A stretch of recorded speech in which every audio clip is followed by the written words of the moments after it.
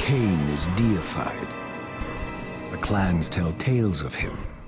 Few know the truth. He was mortal once, as were we all. However, his contempt for humanity drove him to create me and my brethren. I am Raziel, firstborn of his lieutenants. I stood with Cain and my brethren at the dawn of the Empire.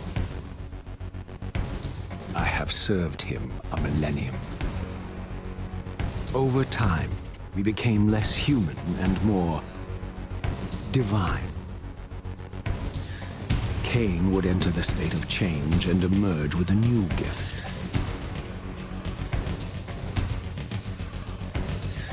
Some years after the Master, our evolution would follow, until I had the honor of surpassing my lord.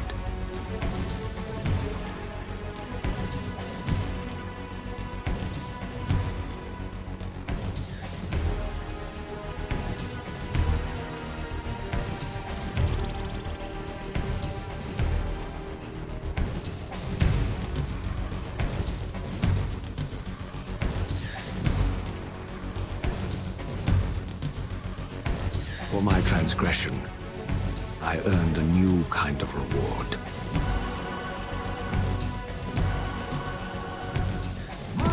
Agony.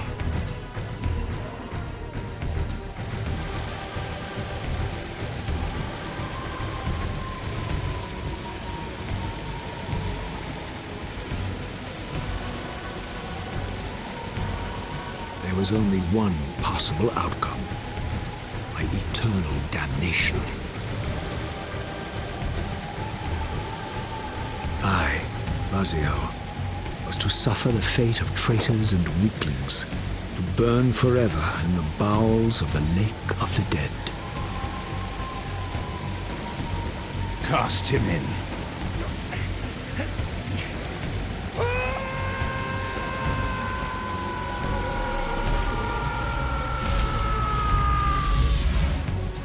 Tumbling, burning with white-hot fire, I plunged into the depths of the abyss.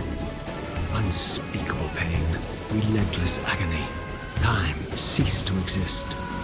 Only this torture and a deepening hatred of the hypocrisy that damned me to this hell.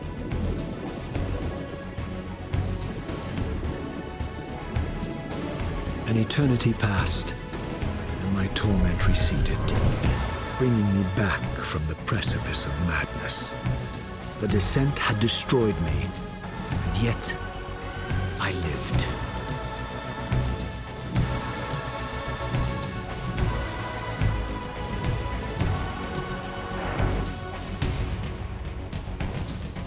Raziel, you are worthy.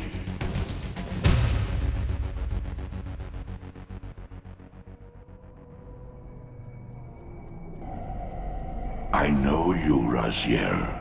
You are worthy. What madness is this?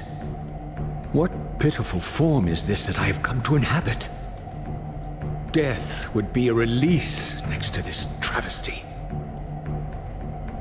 You did not survive the abyss, Raziel. I have only spared you from total dissolution. I would choose oblivion over this existence. The choice is not yours. I am destroyed. You are reborn. The birth of one of Cain's abominations traps the essence of life. It is this soul that animates the corpse you lived in. And that, Raziel, is the demise of Nosgoth. There is no balance. The souls of the dead remain trapped. I cannot spin them in the wheel of fate. They cannot complete their destinies. Redeem yourself. Or if you prefer, avenge yourself. Settle your dispute with Cain. Destroy him and your brethren. Free their souls and let the wheel of fate churn again. Use your hatred to reave their souls. I can make it possible.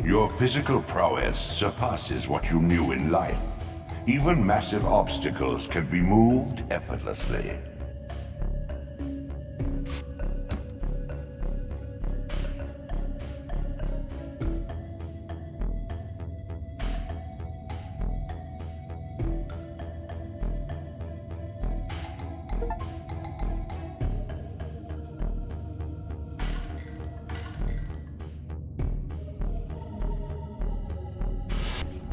My God!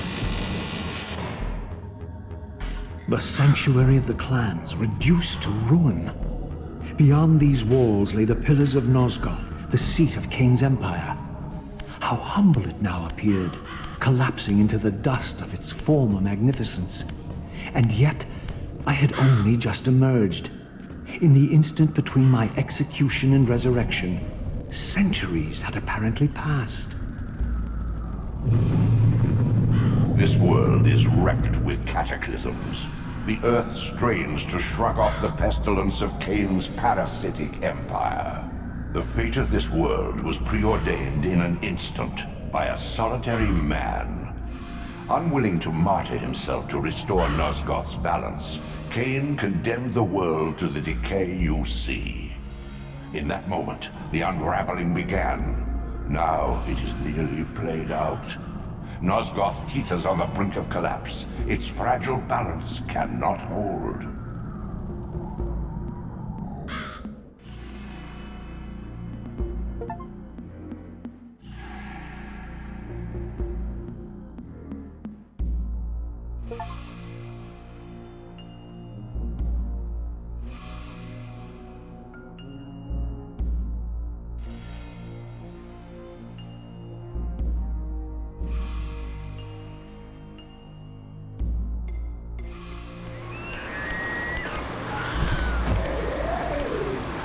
This, at least, had remained constant. The endlessly swirling vortex of the abyss, my tomb, and the womb of my rebirth. Though much of Nosgoth's landscape had changed, these cliffs gave me my bearings. My clan territory was to the west. I was anxious to see how my descendants had fared during the centuries of my absence.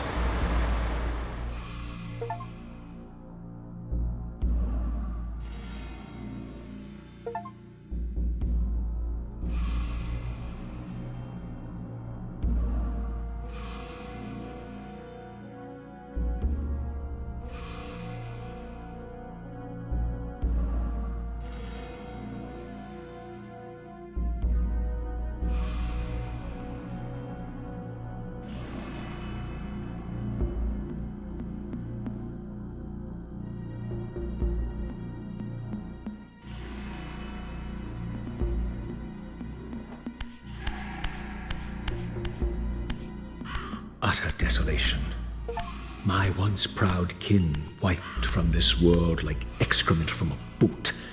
I knew the hand that wrought this deed.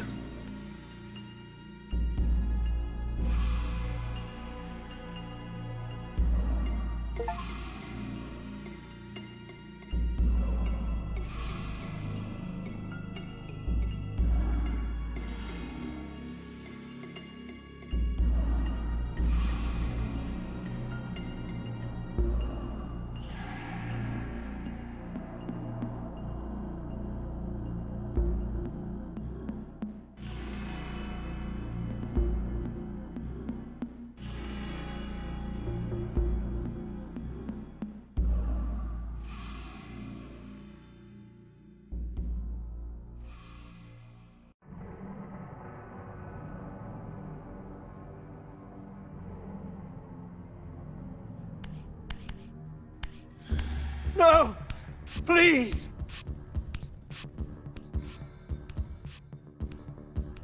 I didn't recognize these flayed racks of flesh. Their scent was vampiric. They gnawed upon their victim's carcass like dogs.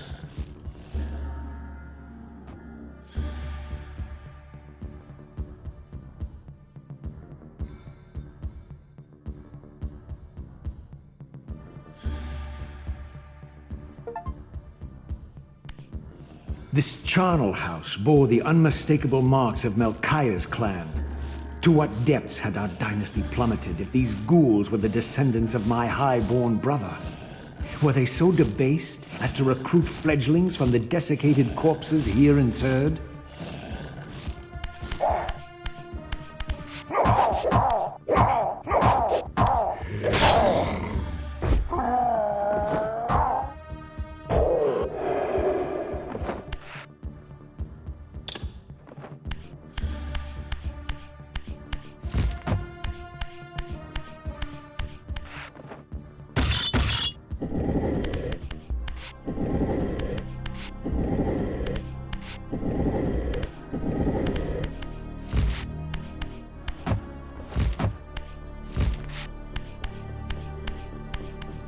My brother Melchiah was made last, and therefore received the poorest portion of Cain's gift. Although immortal, his soul could not sustain the flesh, which retained much of its previous human frailty. This weakness, it seemed, was passed on to his offspring. Their fragile skins barely contained the underlying decay.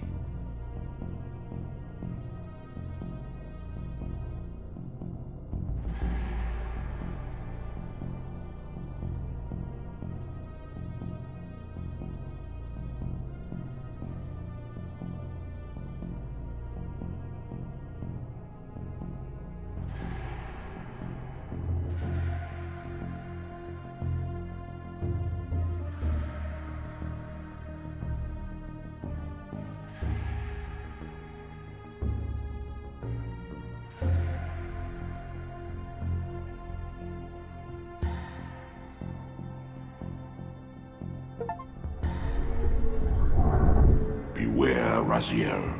These wraiths are vampire spirits, fettered too long in the spectral realm. When their vampire natures adapt to this plane, they become eaters of souls. Do not allow these spirits to re-inhabit their corpses.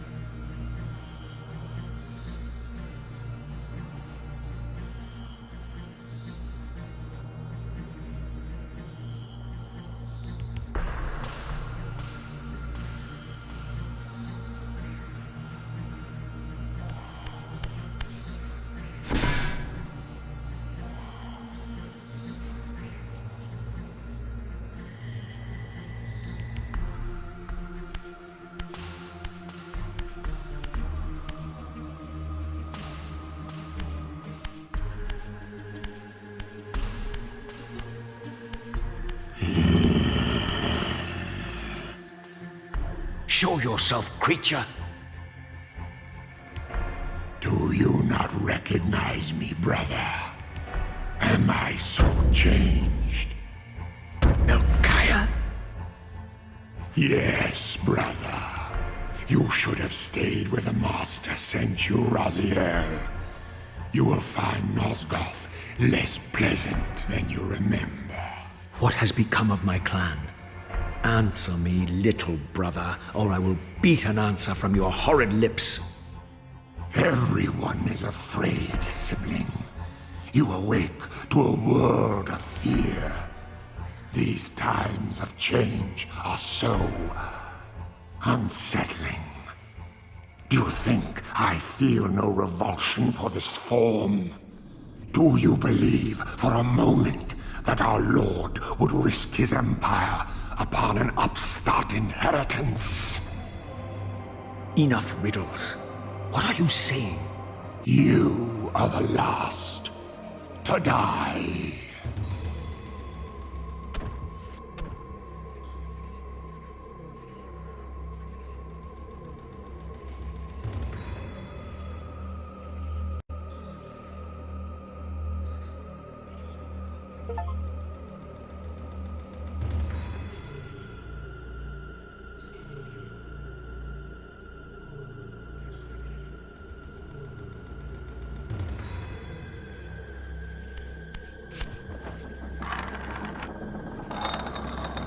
Tell me, Melchiah, where can I find Cain?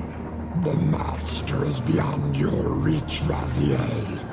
He makes himself known when he sees fit, not when commanded.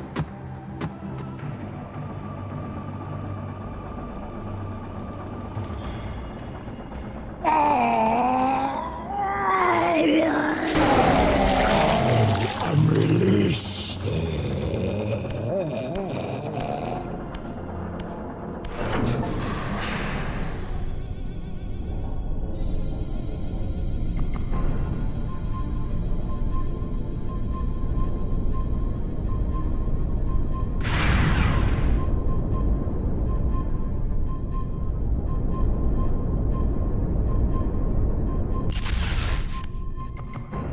You have done well, Raziel. Am I reduced to this? A ghoul? A fratricide? Elevated, Raziel, not reduced. Consuming Melchiah's soul has endowed you with a new gift. Insubstantial barriers such as these are no impediment to you in the spectral realm. Will yourself to pass through, and you shall.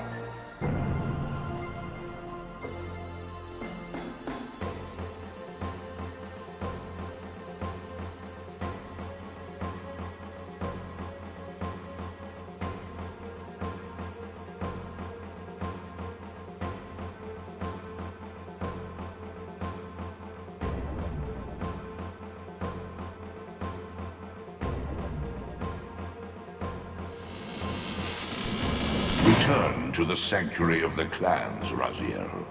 Melchiah's soul has endowed you with the means to gain entry. Beware, however.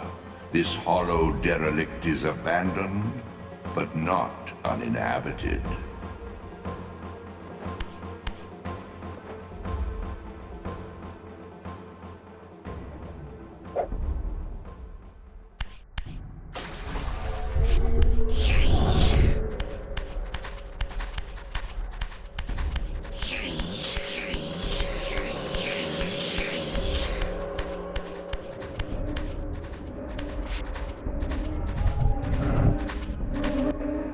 These artifacts enhance your stamina, enabling you to prolong your material manifestation. Gather 5 to complete the emblem, and thereby augment your strength.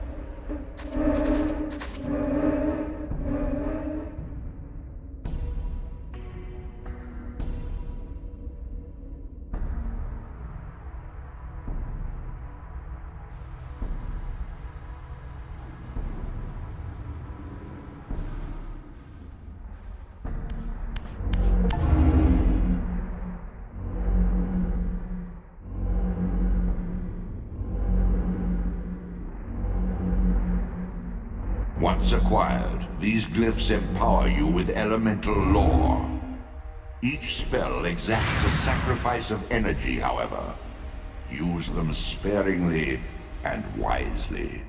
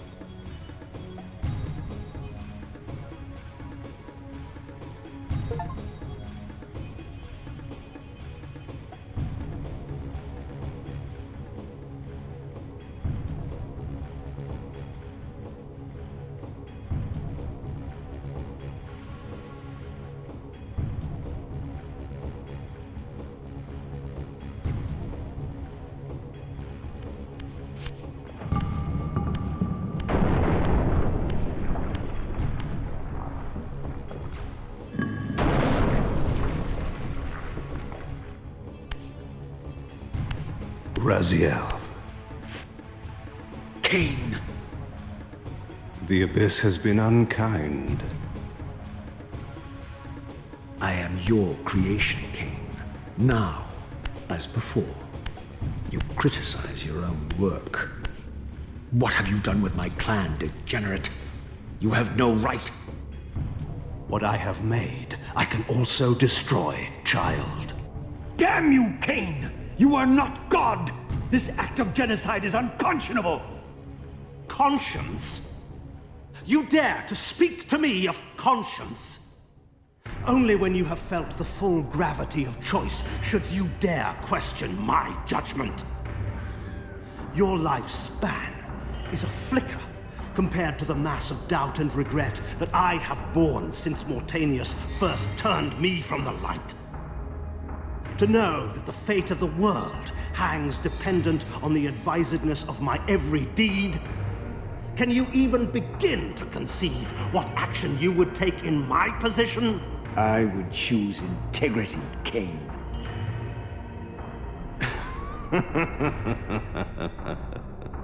Look around you, Raziel. See what has become of our empire. Witness the end of an age. The clans scattered to the corners of Nosgoth. This place has outlasted its usefulness. As have you.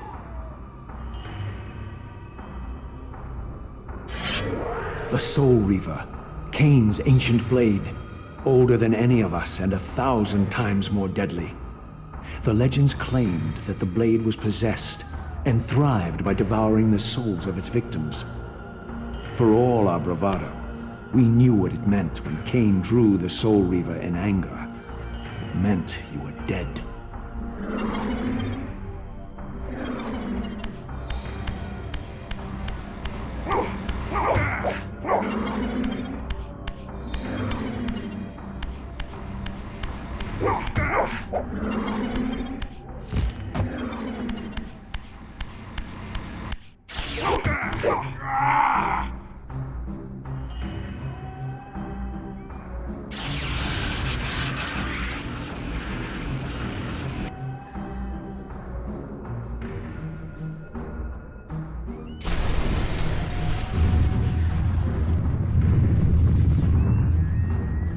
The blade is vanquished.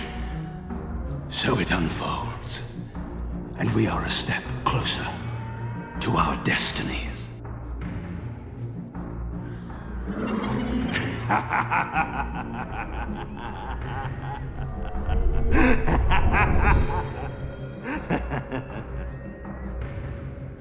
I swore I saw a glint of satisfaction in Cain's eye when the Soul Reaver was destroyed. I did not understand the game that Cain was playing, but I knew knew the finishing move.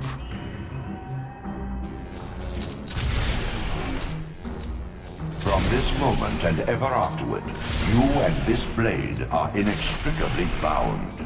Soul Reaver and Reaver of Souls, your destinies are intertwined. By destroying the sword, you have liberated it from its corporeal prison and restored it to its true form, a wraith blade, its energy unbound. No longer a physical blade, it can only manifest itself in the material realm when your strength is fully restored. Once manifest, it will sustain you.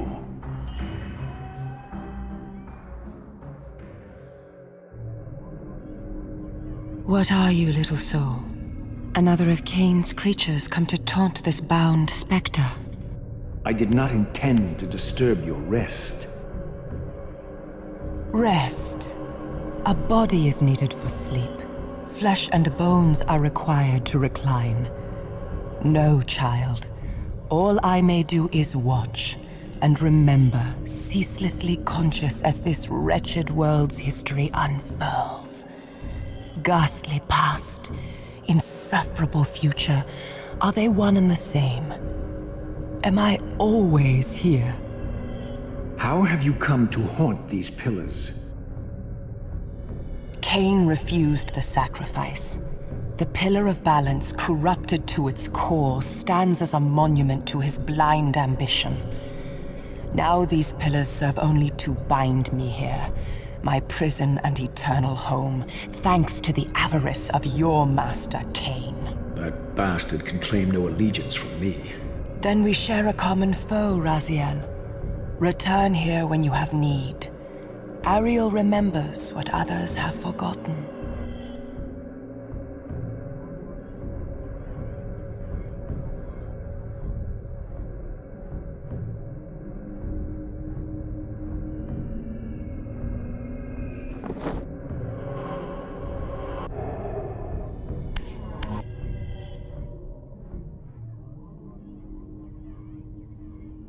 May you find peace here, Raziel.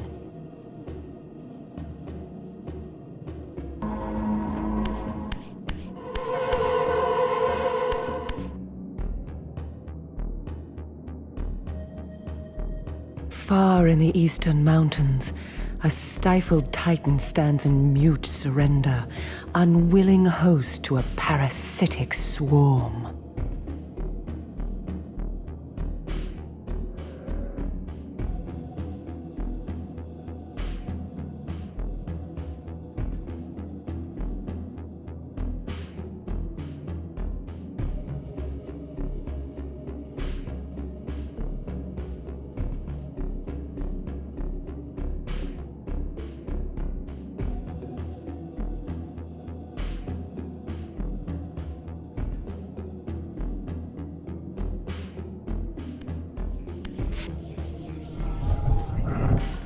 Your brother Zephon's keep lies far to the east, beyond the ruins that greeted your first exit from the underworld.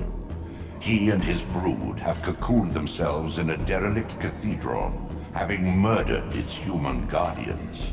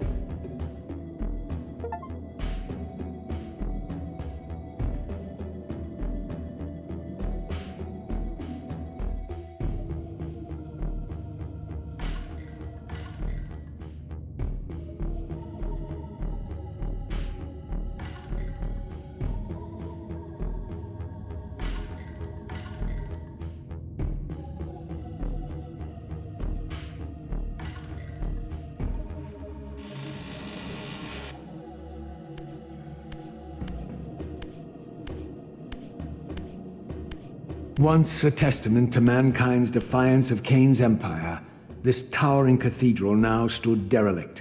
The humans who worshipped here, dead for centuries. Its architects conceived this tower as a holy weapon against the vampire menace, a colossal instrument of brass and stone. The cathedral's pipes, once tuned to blast a deadly hymn, now stood silent, and these vacant spaces whistled their impotence.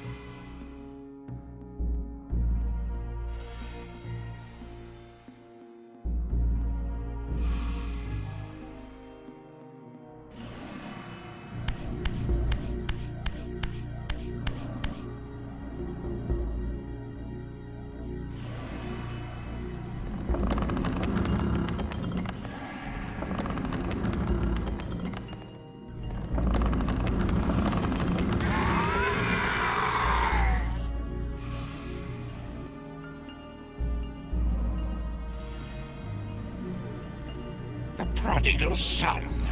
There is no returning for you, Raziel. Zephon, your visage becomes you. It's an appropriate reflection of your soul. And you are not his handsome Raziel anymore. His precious firstborn son turned betrayer. You have missed so many changes, little Raziel. Look around you. See how the human's weapon of destruction has become my home. Indeed, my body. A cocoon of brick and granite from which to watch a pupating world. A crevice in which to cower, only scuttling from the shadows to devour a victim already ensnared in your cowardly trap. But you've made the mistake of leaving me unbound, and it is you who must succumb to my will. Will, instinct, reflex action. The insect mind finds little difference. I warn you, brother. As my stature has grown, so it is matched by my appetite. Step forward, morsel.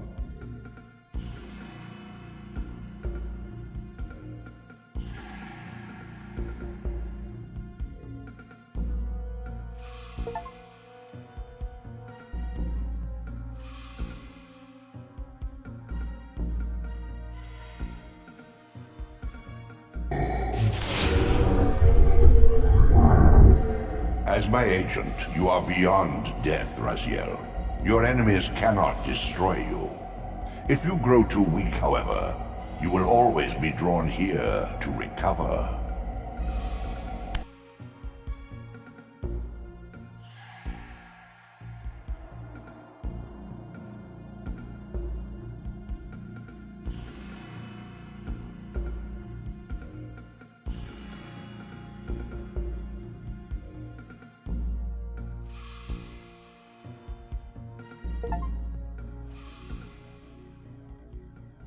Come to test me again, brother? I grow weary of your meddling.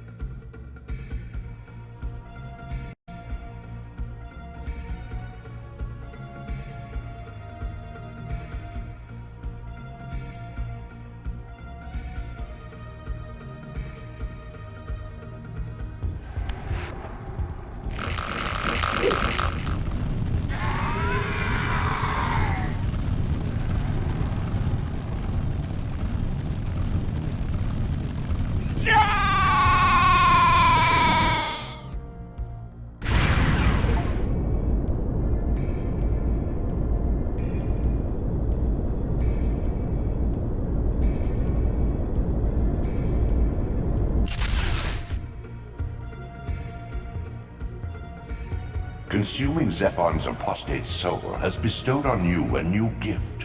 Like his vampire spawn, you are able to scale certain walls which are otherwise impassable, but only in the physical realm. In the spirit world, these insubstantial edifices will not support you.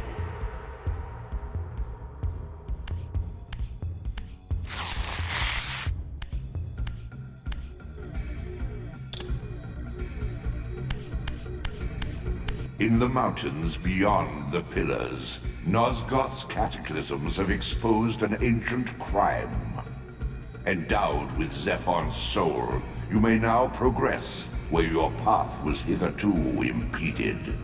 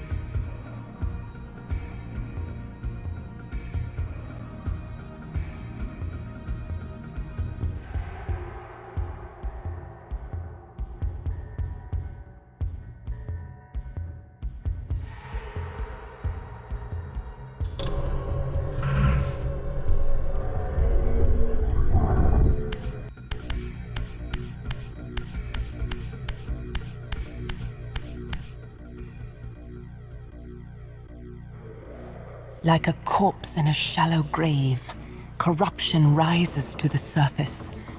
Beyond these pillars, the defiled victim mutely screams its outrage.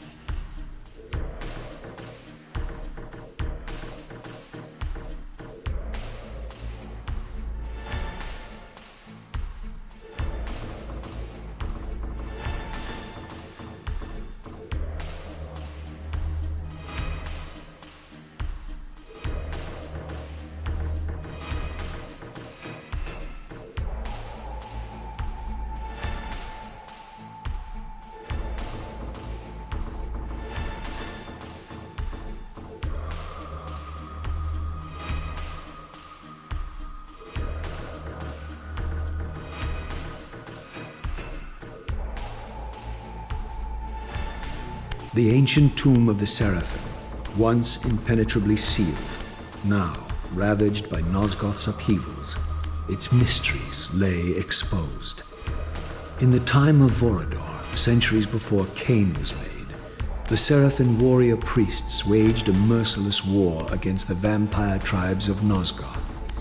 Emboldened by righteousness, they committed unspeakable and indiscriminate acts of violence, massacring fledglings and ancients alike. They decimated entire bloodlines in mere decades. Now their husks lay here, murderers enshrined.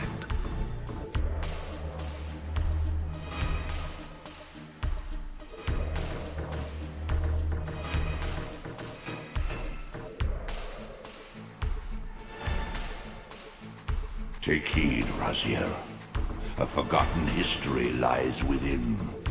Know thyself, though it may destroy you.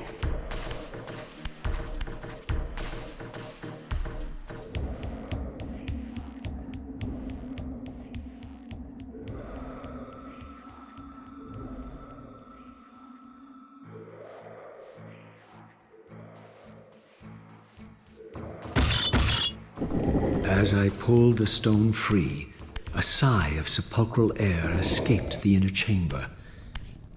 I was not prepared for what lay beyond this threshold.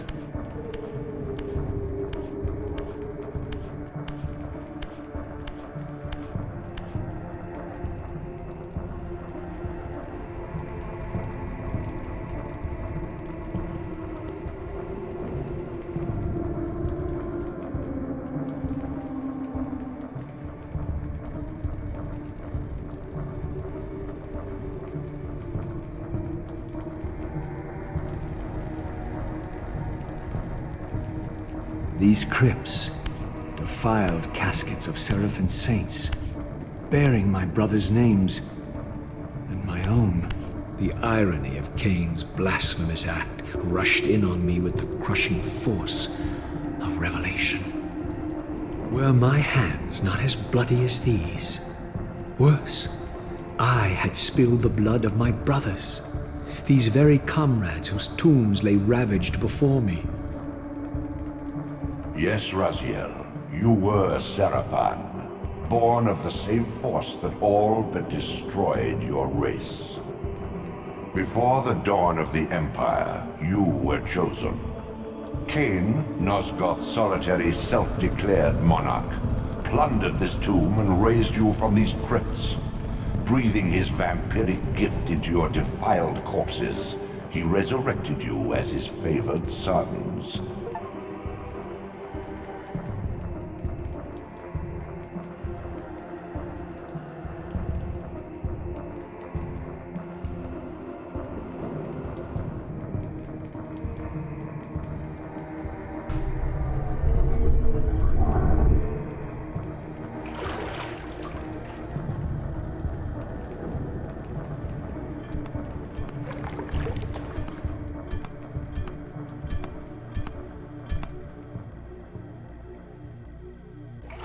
Heretic, you shall not pass.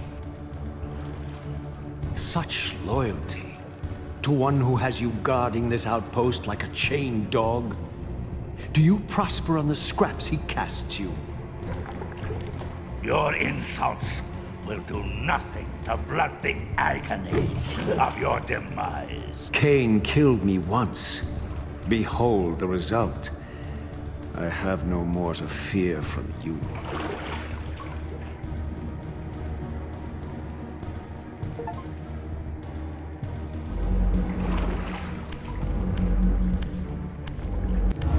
This relic has infused you with the power to compress and manipulate space. As your symbiotic weapon, the Soul Reaver is also thus enhanced. You may focus and project an orb of kinetic energy to strike objects that are otherwise beyond your reach.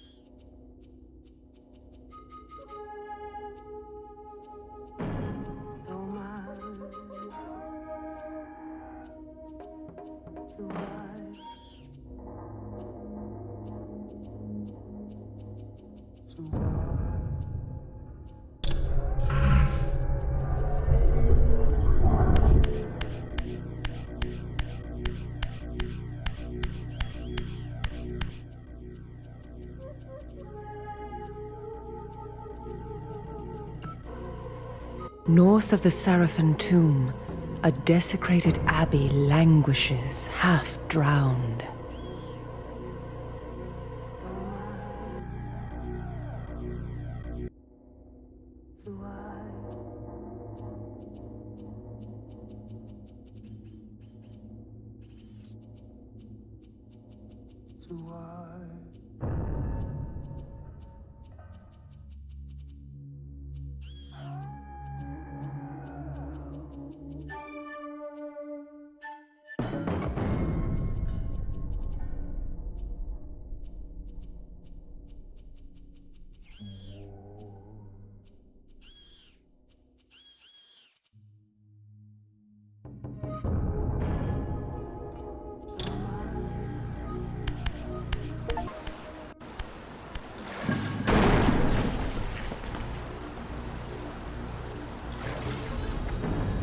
Once a sanctuary against the vampire menace, this abbey has been drowned by the deluge spilling from this wounded land.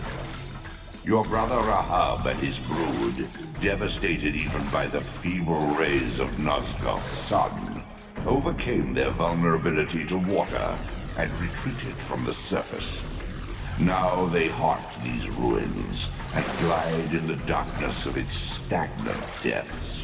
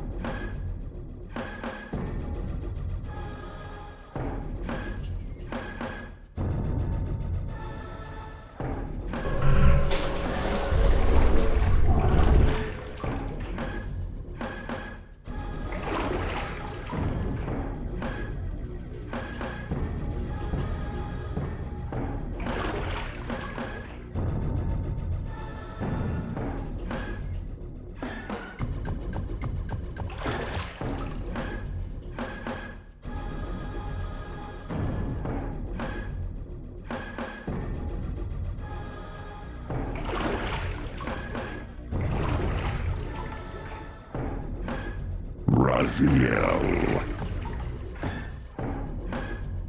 Rahab, you have adapted well to your environment. For one so maladjusted. Do not mock me, Raziel. You of all of us should respect the power bestowed by a limitation overcome. Cain said you would come. You speak with the murderer? You would do well to mind your blasphemous tongue. What more did he tell you? That you would destroy me. I will indeed. But tell me, before I tear your soul from its moorings, do you know what we were before Cain spawned us? Human. Seraphan, Rahab. The antithesis of all we ever believed. Does it matter? We were lost. He saved us. Saved us? From what? From ourselves.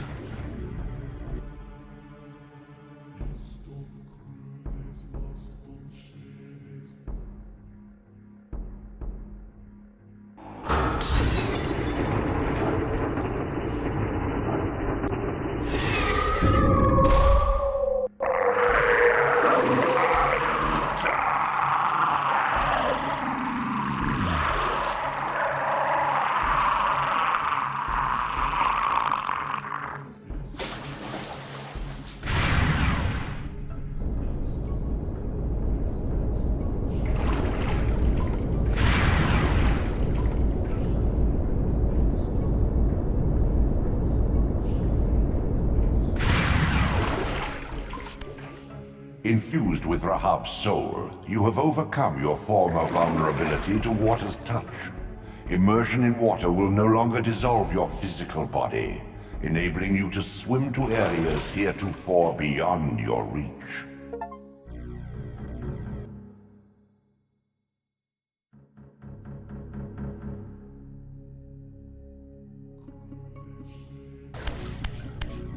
Beyond the maelstrom of the abyss, a subterranean tunnel leads northward to the clan territory of your brother Dumas. Endowed with Rahab's soul, you may swim to gain entry, where your progress was previously impeded.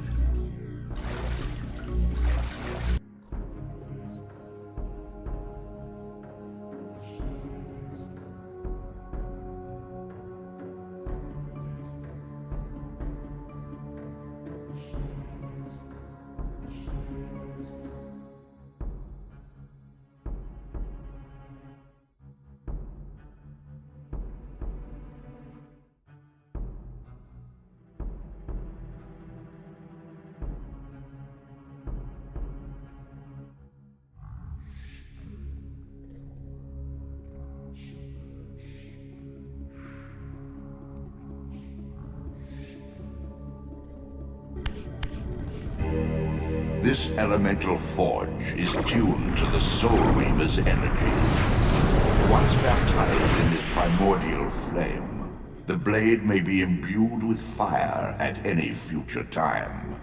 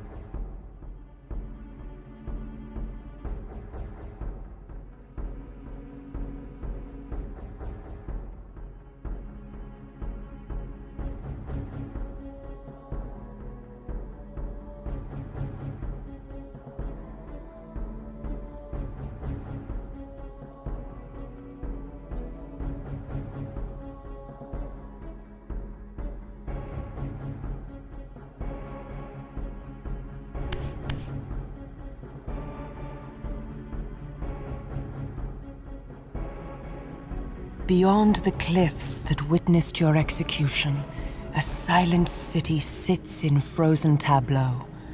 Locked in eternal limbo, they await redemption or release.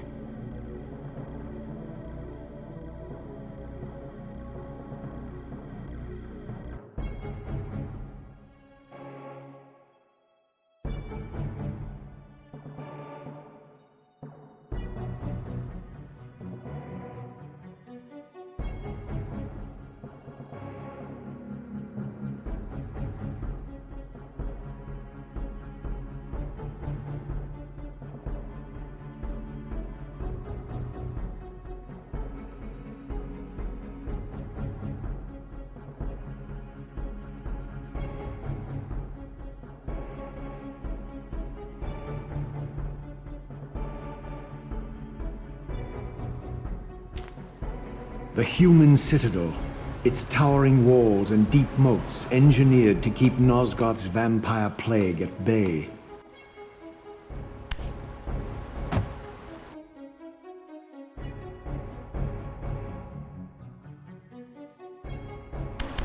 Though the city was well fortified against vampires, its human architects hadn't considered a breach by a creature such as myself.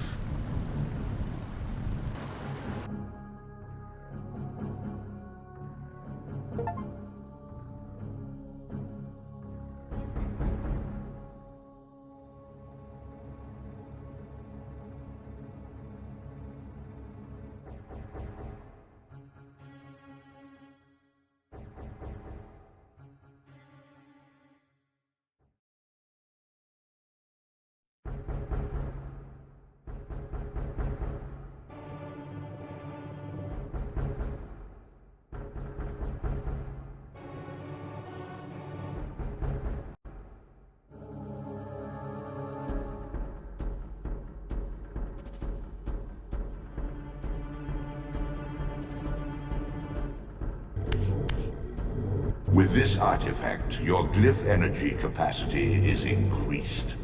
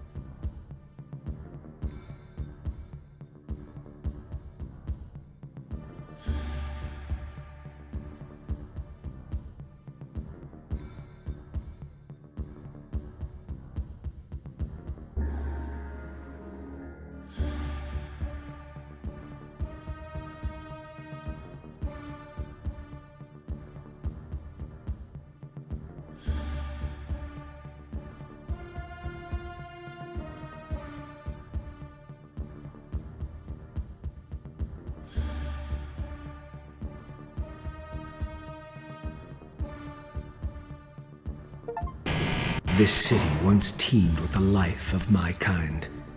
Could it be that other clans had suffered the same fate as mine? In his madness, could Cain spare none of his brood?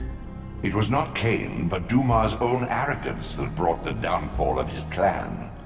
These are human weapons, Raziel. Believing themselves invincible, Duma and his offspring failed to see an attack coming from the least likely assailants. Complacent in their arrogance, they were taken by surprise, allowing the human vampire hunters to decimate their ranks with little resistance. The few that escaped have been reduced to scavengers.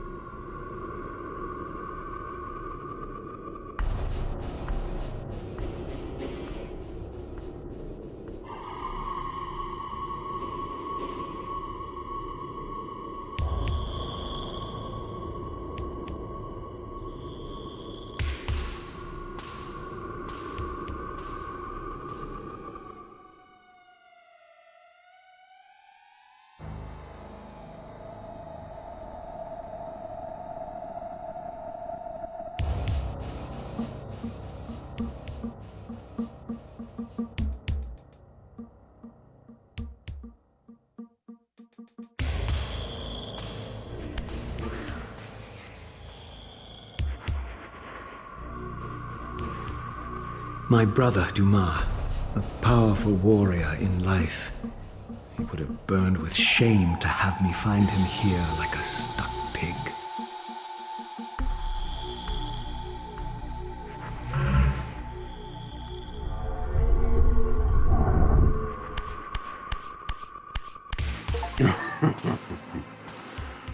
Come to save my soul, prodigal brother.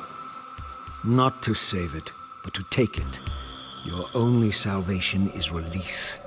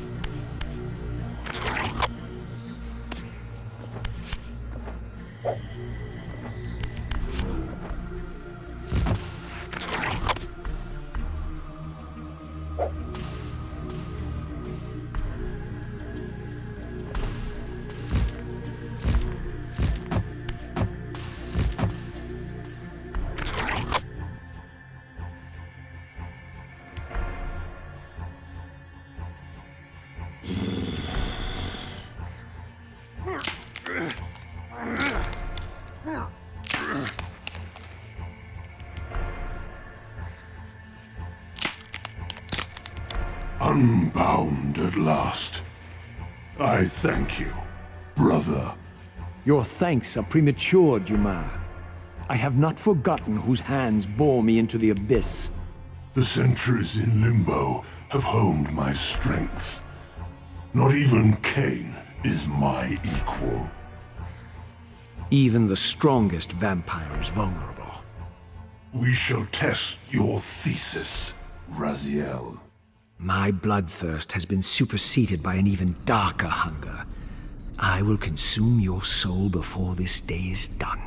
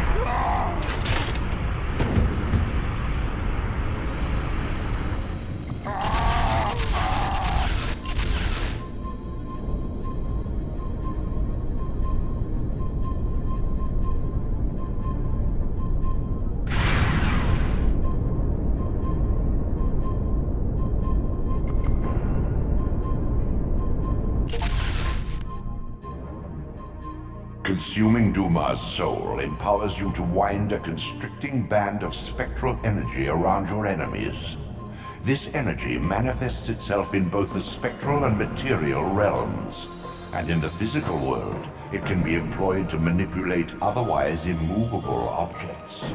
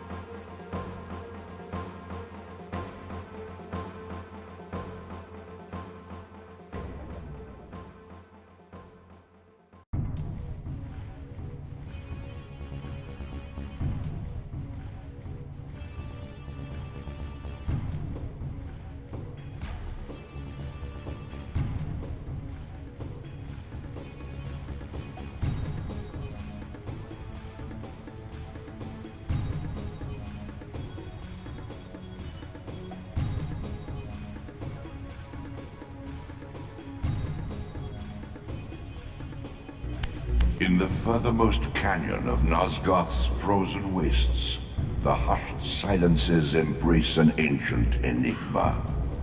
In the bowels of this labyrinth, your master awaits.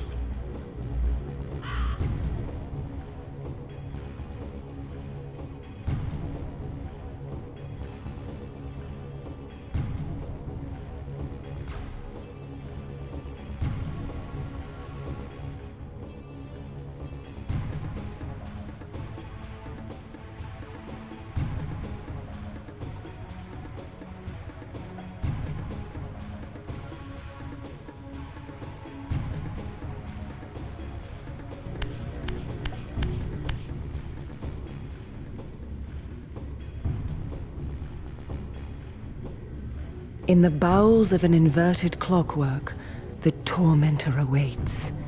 Be wary, Raziel. Those blind with rage are by destiny ensnared.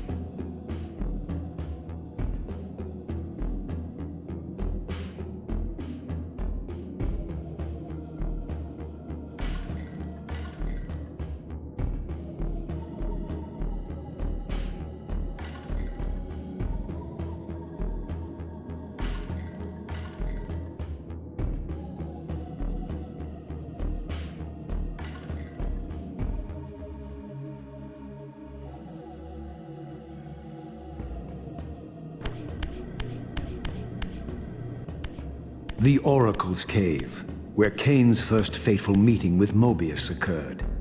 Mobius played the role of a doddering soothsayer, stirring his pot of visions while dispensing enigmatic predictions to gullible visitors. Underneath the facade was Mobius the Time Streamer, sorcerer of the Circle of Nine, a ruthless manipulator with the power to bend time. Since his murder at Kane's hands centuries ago, these caves have stood vacant, though, like Mobius himself, they are rumored to be only a facade for a much larger, more elaborate complex. I sensed that Kane was here, and at that moment, I would have plumbed the depths of hell to find him.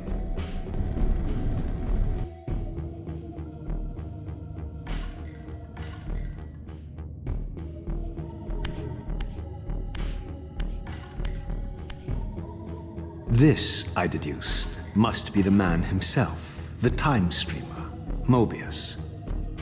He seemed not at all the impressive figure I had imagined from Kane's boasted exploits.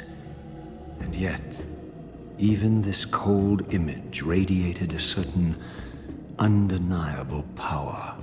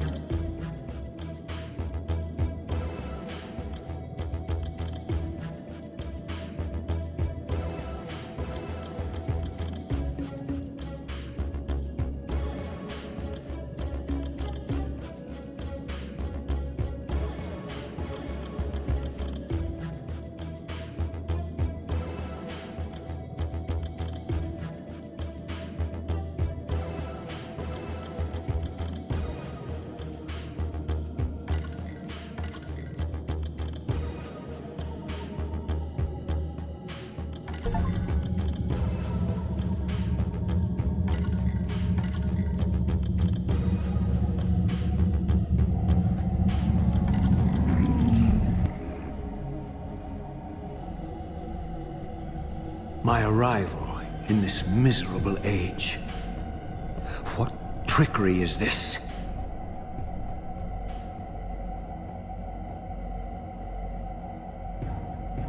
It is no illusion, Raziel, but a glimpse into the currents of time itself.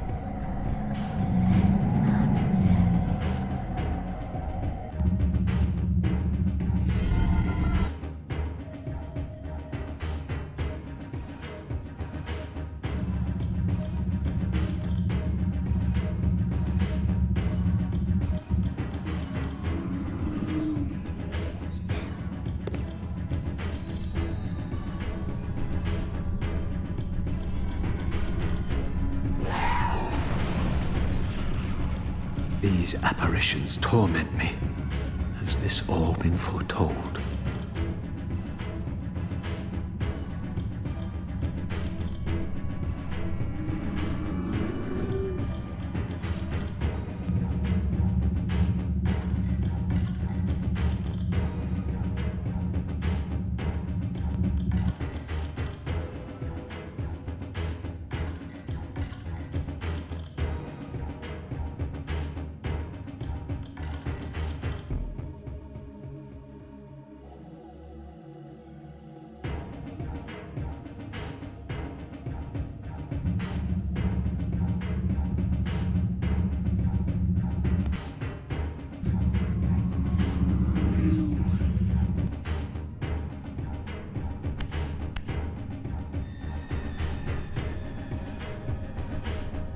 Impossible!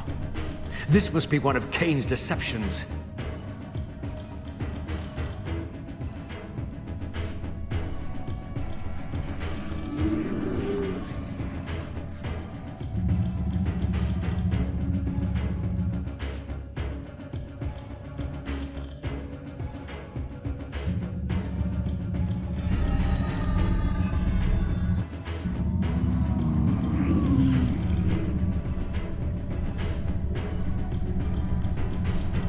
My mind reels with conflict.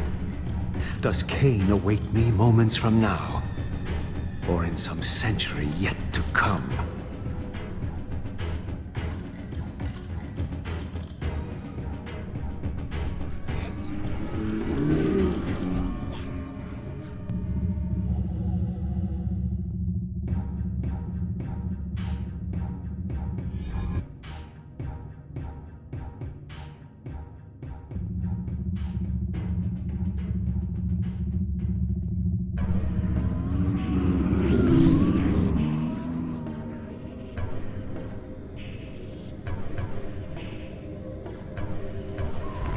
This cannot be. What madness does this scene portend? Cain must think me credulous to suffer these lies.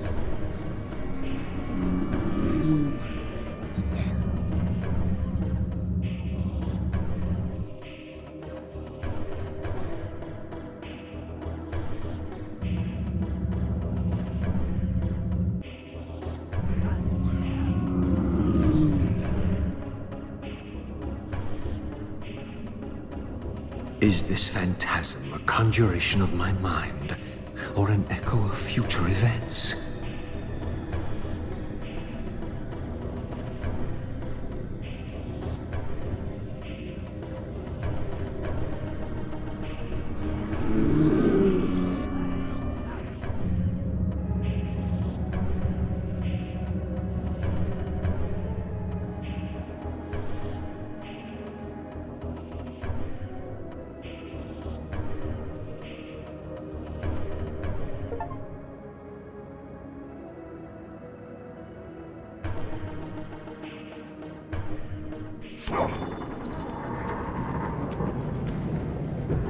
At last.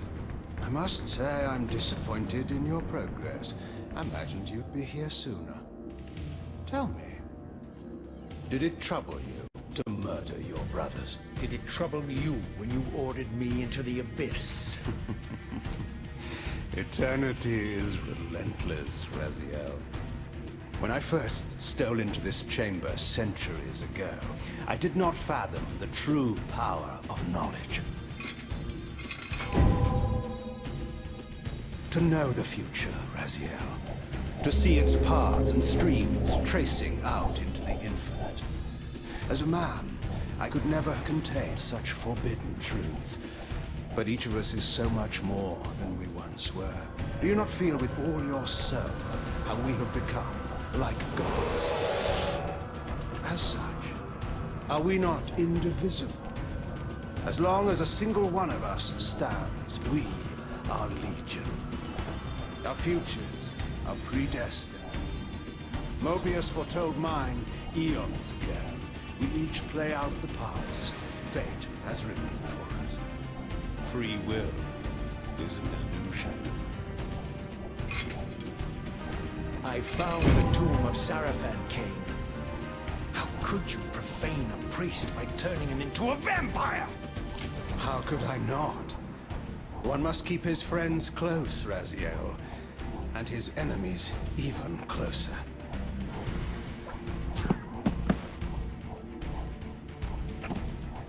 Who better to serve me than those whose passion transcends all notions of good and evil? The Sarafan were saviors, defending Nazgûl from the corruption that we represent. My eyes are open, Cain. I find no nobility in the unlife you rudely forced on my unwilling corpse. You may have uncovered your past, but you know nothing of it. You think the Sarafan were noble, altruistic?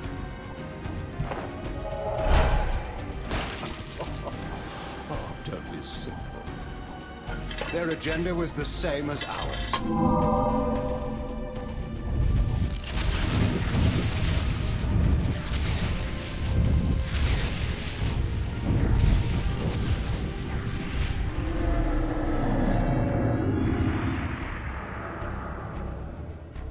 You nearly had me, Raziel.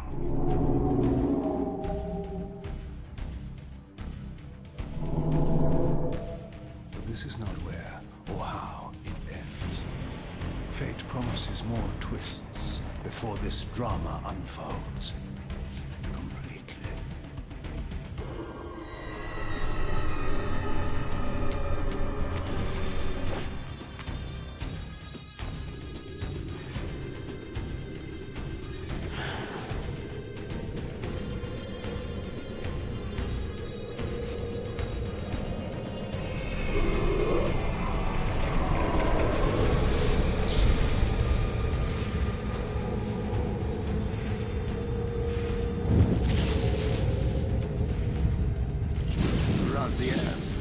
Redeemer and Destroyer, Pawn and Messiah. Welcome, time-span soul. Welcome to your destiny.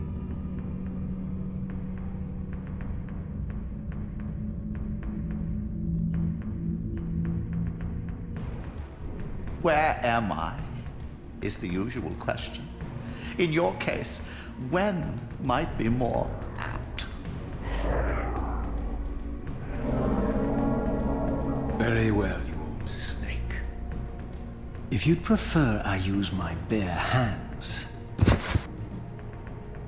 But this is completely unexpected. This orb disables our vampire enemies, leaving them helpless and incapacitated. Strangely, it seems to have the same effect on that peculiar weapon of yours. But you must believe me. I mean you no harm. You can drop the benevolent facade, Mobius. I know who and what you are. I should kill you where you stand. Perhaps you should, my boy. But you don't. Are you so certain of that, Mobius? My role as Time Guardian affords me a certain level of omniscience, Raziel. No, you don't kill me. That honor belongs to your maker, Cain, some 30 years from now. You two are a pair. You're just as fatalistic as he is. Death comes for us all, Raziel. It's just a matter of time. How is it that you know my name? We have never met. On the contrary, Raziel, I know you very well. And it grieves me to see how cruelly Cain has used you. I knew you when you were one of the Sarafan Brotherhood, Raziel. We were even close. Oh, please. Fortunately, you need not love me now to be my ally. Are we within the stronghold of the Sarafan priesthood? Yes, but the glorious days of the Sarafan have long since passed, I'm afraid. This is a more cynical and indecorous age. My mercenary army now inhabits this stronghold. We strive to honor the memory of the Sarafan with our own humble crusade. Is this the vampire Vorador? Yes. The scourge of the Circle, the most depraved and decadent example of his whole degenerate race. He slaughtered 6 of my fellow Guardians as they cowered defenseless in this room. And you somehow survived this massacre? I and 2 others. The Circle was devastated. Only we 3 were spared. How convenient. You'll forgive me if I don't naively devour every scrap of information you toss me. You have a reputation for deceit. And who has slandered me so? Your malefactor, Cain? The one who betrayed and destroyed you? Our common enemy? Consider the source before you judge me too harshly. We'll forget about rekindling our old friendship then. But consider an alliance based on our common ground. We both want Cain dead. I can help you do. You don't want to meddle in this, old man. I know all about your sordid little schemes, but you're simply out of your depth on this one. You underestimate me, Raziel. Let me show you. Even now, Cain is lying in wait for you, unaware that I've snatched you out of the time stream and brought you here to me. See how he lingers at the very pillars he is destined to destroy, foolishly confident that he has eluded your grasp. The pillars are still standing in this time. Yes, Raziel. They are the embodiment of the divine force which preserves the life of our world. We who serve the pillars maintain their delicate balance, and Cain is destined to be the fulcrum upon which that balance turns. I believe you have already endured the wasteland wrought by his terrible, selfish decision. Cain's very existence is a cancer upon this world. As long as he lives, all of Nosgoth is in peril. You may never again be human, Raziel. But you can re-embrace the essence of your humanity and the nobility of your Sarafan heritage. Go to him, Raziel, and end this. But first, you will need to find your way out of the stronghold, and in this, I'm afraid I cannot help you. My soldiers will not understand your appearance here. They will try to kill you. You needn't fear them, of course. They're no match for you. Try to keep the casualties to a minimum. But do what you have to do. All great movements require a few martyrs.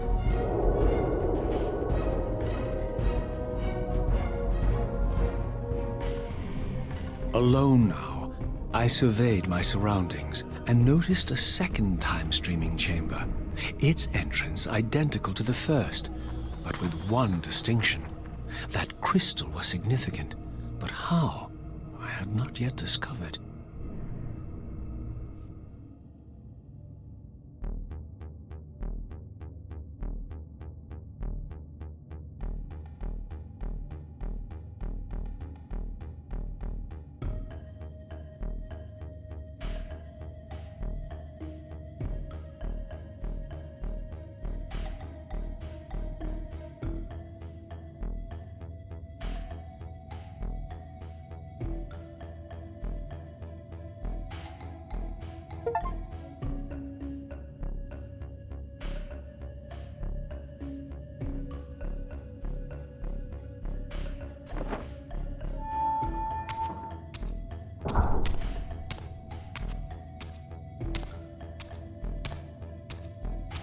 Throughout the stronghold, I discovered evidence of my former nobility and my life as a Sarafan priest.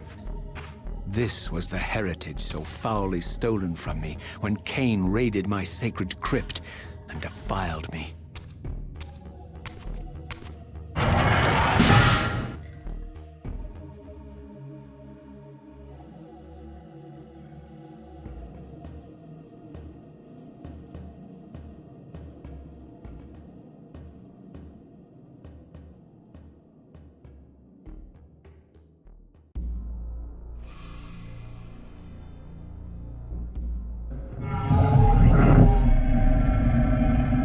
from the influence of Mobius's cursed staff, I could feel the strength of the Soul Reaver slowly returning. If that orb was as debilitating to vampires as it was to the blade, it gave Mobius a powerful advantage over his enemies. I finally understood how Mobius's crusade could decimate the vampires so successfully. If he could immobilize his enemies, they were at his mercy. But why, I wondered, would the staff have any effect on the Reaver?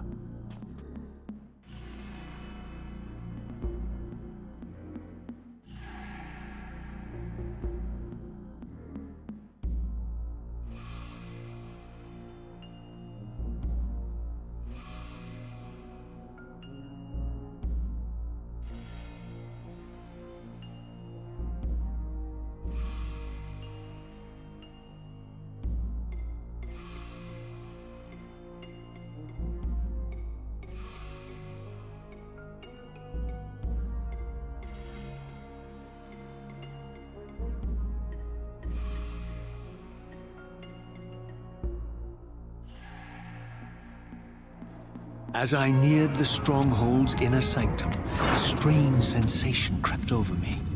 An indescribable feeling of displacement, a sense of vertigo, as reality itself appeared to warp and bend around me. The disturbance seemed to emanate from the sanctuary's furthest chapel. As I cautiously approached, the sense of dislocation intensified with each step. So this was the tomb of the beloved King William the Just, beatified here as the martyr and catalyst of Mobius's crusade. I was reminded of Cain's journey as a fledgling vampire, how Mobius coerced him to travel back in history and assassinate William, thus igniting a genocidal hatred of vampires among the citizens of Nosgoth. And here I discovered the source of the displacement. The Soul Reaver itself, laid out like a holy relic, and broken, apparently in the battle between William and Cain. I had not thought such a thing was possible, until, of course, Cain shattered the blade against me when he tried to strike me down. Thus, the captive spirit inhabiting the Reaver was released, and binding itself to me, became my symbiotic weapon. And so the Reaver met its former self, still imprisoned in this corporeal shell. I watched, mesmerized, as the Wraith blade uncoiled itself and snaked down the length of the physical blade. Embracing its twin, its mirror self, the Reaver's long-dormant spirit was now fully aroused.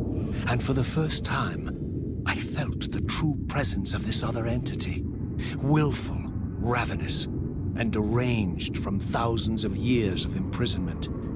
The Reaver was now in command, and I, now merely its helpless host, felt my soul being leached to restore the blade. But the Reaver knew better than to destroy its host, and just as I neared the brink of oblivion, the blade released its hold on me. As I recovered, I realized we were now bound together in a fragile alliance. The Reaver no longer merely my symbiotic weapon, but a sentient parasite competing for control. What have you done to me, Mobius? Is this your trap? How mine? Don't forget it was Cain who led you here, not I.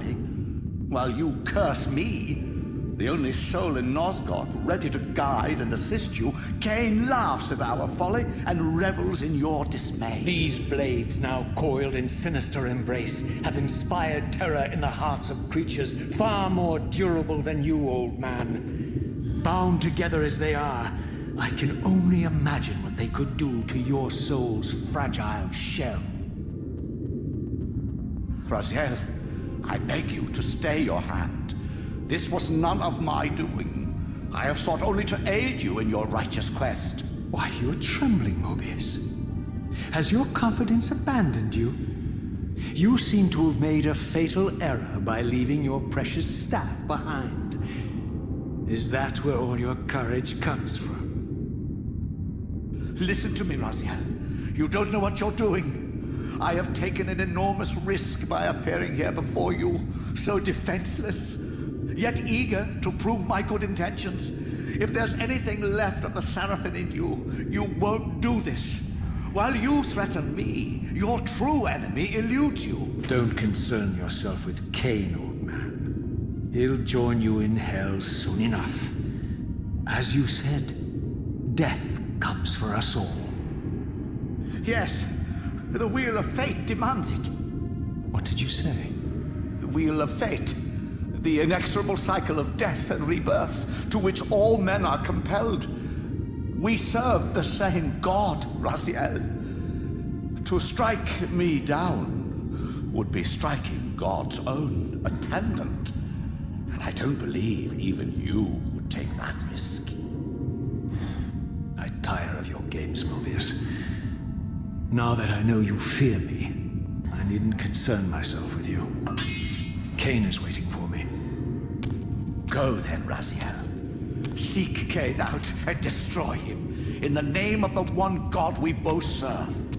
You, who were once a Seraphim priest, murdered, profaned, destroyed, and reborn again from his mercy. You are now most powerfully equipped to be his agent, his instrument of restoration and retribution. My own vengeance is motivation enough.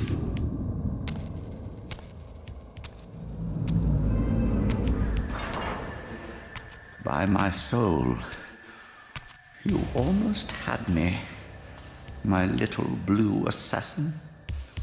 But that'll be the one and only chance you get.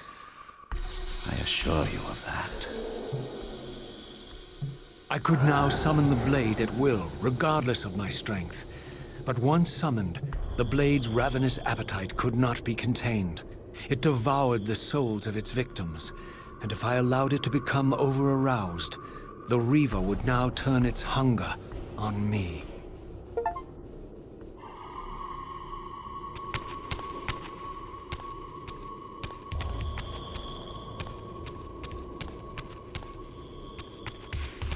So this was the legendary Janos Audron, reputed to have been the most ancient and diabolical vampire to have ever existed. According to folklore, he lived high in the cliffs of Nosgoth's northern mountains and preyed mercilessly on the defenseless villages below. His reign of terror ended when the Seraphim finally hunted him down and tore his throbbing heart from his still-living body. This relic came to be known as the Heart of Darkness, and was supposedly imbued with the power to restore vampiric unlife. The Seraphim therefore guarded it carefully, lest the heart fall into the hands of their enemies. But I wondered, could Janos Audron truly have been as monstrous as depicted here? Or was this merely artistic license by the Seraphim, who sought to lionize themselves by demonizing their darkest enemy?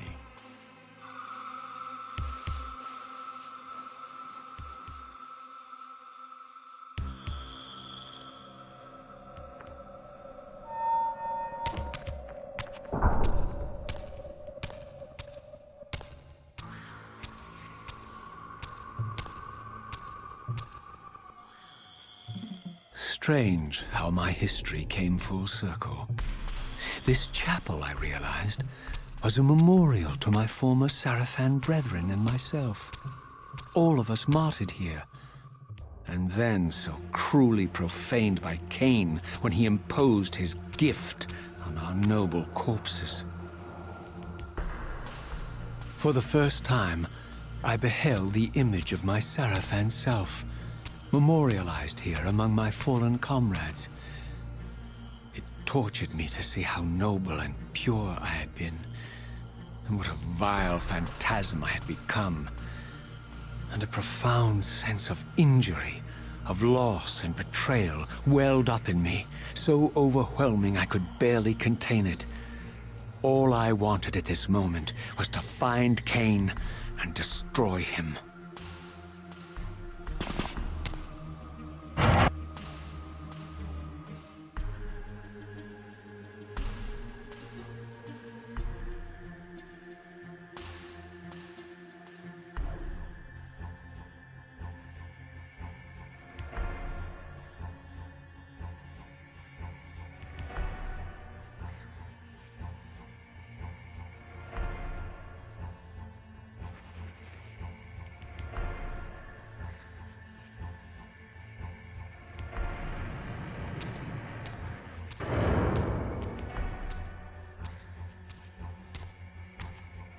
I emerged, and for the first time beheld Nosgoth in its former glory. The land overflowed with abundant life and vitality, and I knew with certainty then that the world I had left behind was nothing more than the corpse of Nosgoth, a lifeless husk bled dry by the corruption of Cain's parasitic empire. This was the fragile world Cain sacrificed to preserve his own petty life and ambition, heedless of the profound cost. The sight only deepened my resolve. I sensed that the pillars lay to the northwest. If Cain truly waited to confront me there, I would not disappoint him.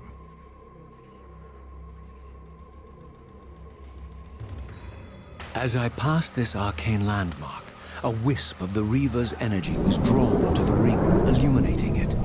This created a beacon of sorts in the spirit world.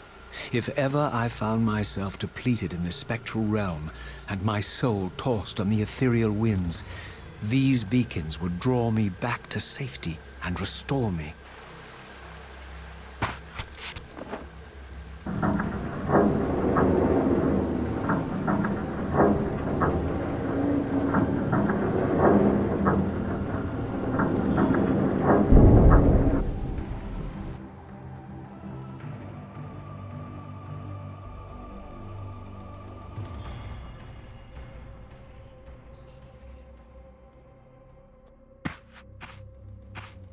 These ancient obelisks were mysteriously attuned to my spiritual essence. By simply touching the symbol, I could safely preserve an imprint of my soul, and thus create a milestone to which I could return when weary, and from which I could resume my journey.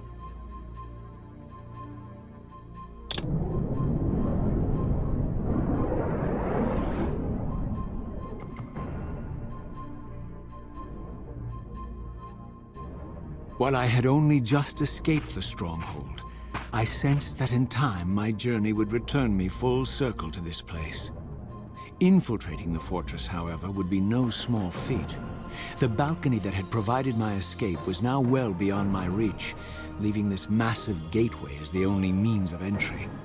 The gates were sealed, but like the time-streaming chamber I had seen earlier, their operation was undoubtedly linked to that odd crystal mounted above the entrance.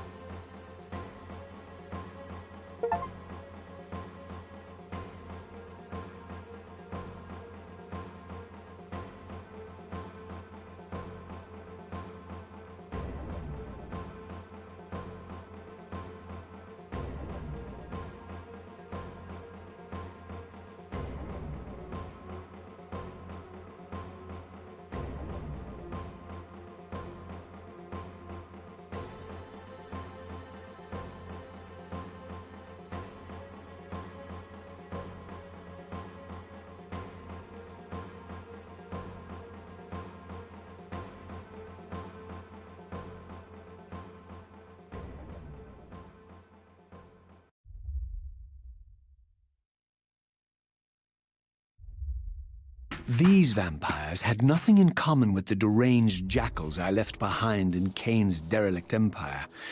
They seemed to retain much of their former humanity. In this era, vampires were clearly not the uncontested predators we had been. These creatures were hunted mercilessly and oppressed. And while I still believed that vampirism was a plague and had to be wiped out, there was nothing noble or righteous in this crusade. This was simply ruthless persecution.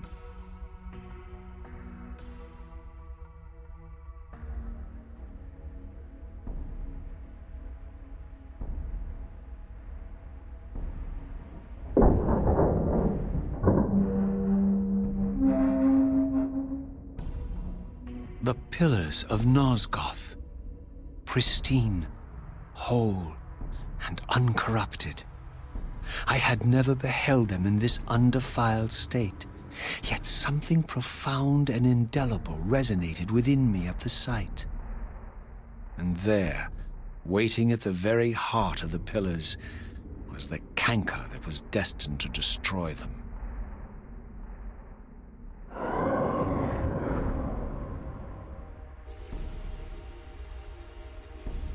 I know you're there, Raziel. Mobius led me to you, Kane. Though I might have guessed you'd meet me here. And if Mobius told you I was hidden on the underside of hell, would you throw yourself into oblivion to pursue me? Mobius trawls for the ignorant and unwary, hauling his gasping prey from the streams of their destinies. Stay out of his net, Raziel.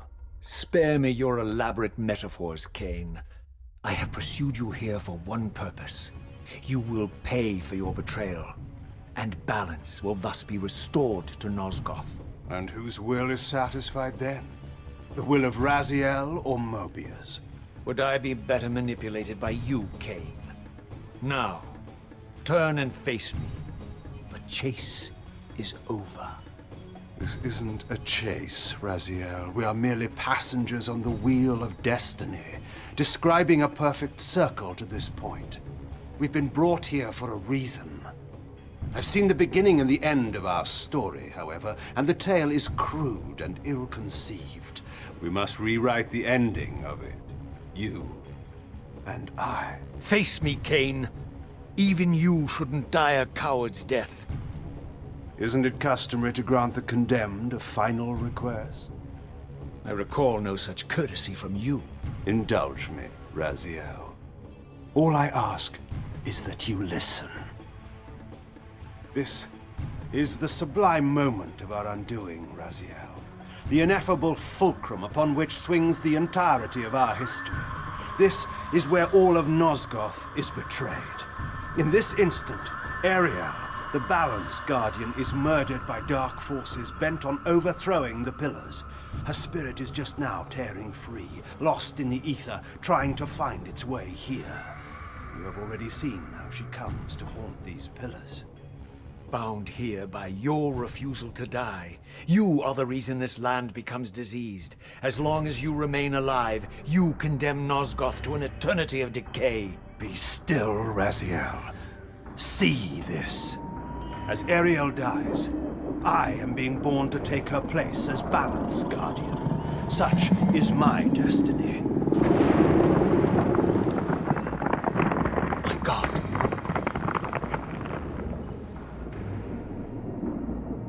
At the moment of my first cry, Ariel's beloved, the Guardian Nupraptor, finds her corpse. Racked with grief and tormented by suspicions of treachery, Nupraptor plunges into a madness which overflows and infects all of the Guardians who are symbiotically bound, including me. The repercussions of Ariel's assassination were expertly calculated. The entire circle descends into madness, and I am tainted at the moment of my birth, instantly rendered incapable of fulfilling the role destiny has prepared for me. Shall I show you the same mercy you showed the rest of the Circle, then? You blithely murdered them to restore their pillars, yet your hand faltered when it came to the final sacrifice. What makes you exempt, Cain? You're merely the last man standing. Why condemn me for simply carrying out what you hadn't the courage to do yourself? Let's drop the moral posturing, shall we? We both know there's no altruism in this pursuit. Your reckless indignation led you here. I counted on it. There's no shame in it, Raziel. Revenge is motivation enough. At least it's honest. Hate me, but do it honestly. 30 years hence, I am presented with a dilemma. Let's call it a two-sided coin. If the coin falls one way, I sacrifice myself and thus restore the pillars. But as the last surviving vampire in Nosgoth, this would mean the annihilation of our species. Mobius made sure of that. If the coin lands on the reverse, I refuse the sacrifice and thus doom the pillars to an eternity of collapse. Either way, the game is rigged. We agree, then, that the pillars are crucial and must be restored. Yes, Raziel. And that's why we've come full circle to this place. So after all this, you make my case for me. To end this stalemate, you must die so that new Guardians can be born. Pillars don't belong to them, Raziel. They belong to us. Your arrogance is boundless, Cain. There's a third option. A monumental secret hidden in your very presence here. But it's a secret you have to discover for yourself. Unearth your destiny, Raziel. It's all laid out for you here. You said it yourself, Cain. There are only two sides to your coin. Apparently, sir. But suppose you throw a coin enough times. Suppose one day it lands on its edge.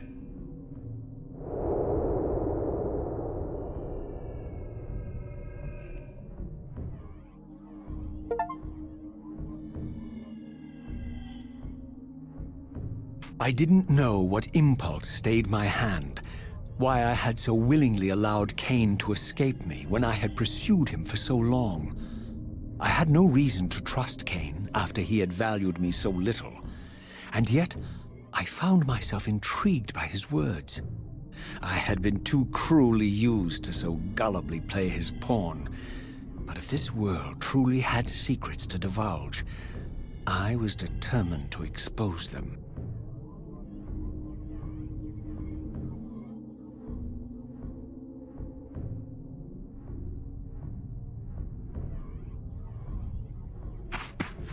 From the moment of my arrival, I had the constant and palpable sensation of being watched. Someone, it seemed, was keenly interested in my presence here. From the look of it, this door had been sealed for centuries. I began to realize it was no mere coincidence that I found myself standing here, beneath this winged figure with blue skin and cloven hands so like my own, and bearing this unique key. And so it was with a sense of gravity and trepidation that I unsealed that ancient door and crossed the threshold.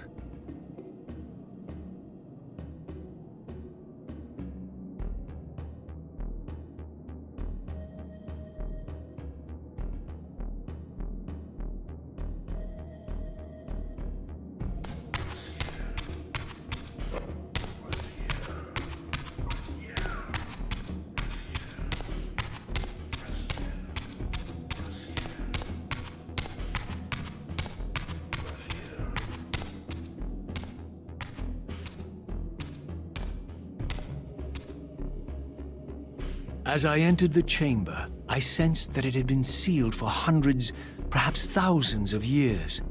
And while this room was clearly built when the pillars were erected, I knew that no human hand could have shaped this place, and that perhaps it had never been seen by human eyes.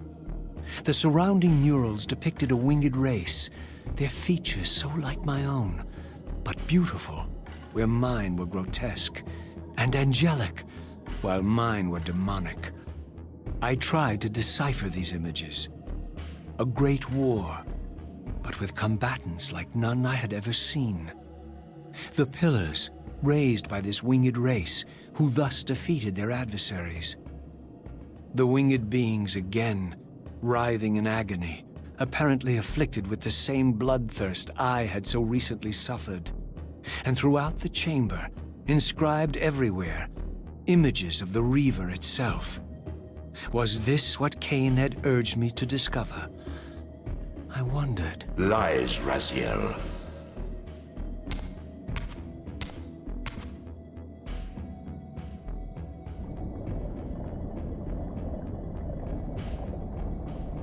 Do not be deceived. Ah, my ancient benefactor. And I dared to hope we had parted ways forever. Your silence was refreshing, while it lasted. No doubt you have a conveniently inexpressible reason for your presence here. Do not be insolent, Raziel. I am eternally present here and everywhere, now and always. I am the still center of the turning wheel, the hub of this world's destiny. But perhaps not so omnipotent as you'd have me believe. Your hold on me appears to be tenuous. I no longer seem to need you. Yet I'm guessing you still need me. This impudence is unworthy of you, Raziel. Do not forget that you have a task to fulfill here. You are indebted to me. Indebted? You would have me show gratitude for a gift I didn't ask to be bestowed. Do you forget that you forced me to inhabit this vile carcass? I restored you to yourself, Raziel. It was Cain who destroyed you. The very enemy you've just let slip through your grasp. Do not fail me, my servant. I serve no one. Not you, not Cain, and not your lackey Mobius. Mobius is my good servant. I have many. And if I tell Mobius that he's worshipping a giant squid, do you think his faith will falter? You have grown willful, Raziel. But beware. To embrace a serpent is to invite poison into your heart. Cain is a sinuous beast. He will seduce and deceive you. You pride yourself on your free will, yet you let that degenerate deter your resolve. I harbor no illusions about his integrity, nor anyone else's. In fact, I am beset by manipulation on all sides. I merely seek the truth. These are the fathomless truths, Raziel. The agony of birth and death and rebirth. This is the wheel of fate, the purifying cycle which sustains all life. Vampires are an abomination, a plague which leeches this land of its spiritual strength. They obstruct the flow of life and death. Their souls stagnate in their wretched corpses. But the wheel must turn. Death is inexorable and cannot be denied. Your destiny is irresistible, Raziel. You are my soul Reaver, the scourge of the vampires, reaper of their apostate souls. Remain steadfast, end the vampire's parasitic curse, and restore Nosgoth. Cain's blood belongs on your hands. Cain indeed deserves to die for condemning me to this repugnant form. But if and when I kill him, it will be for me alone to decide. Cain destroyed you without a flicker of remorse. He tore the soul from your noble corpse, and after you had served him faithfully for 1,000 years, he discarded you in the abyss on a jealous whim. Remember your rage, Raziel. Let it guide your hand.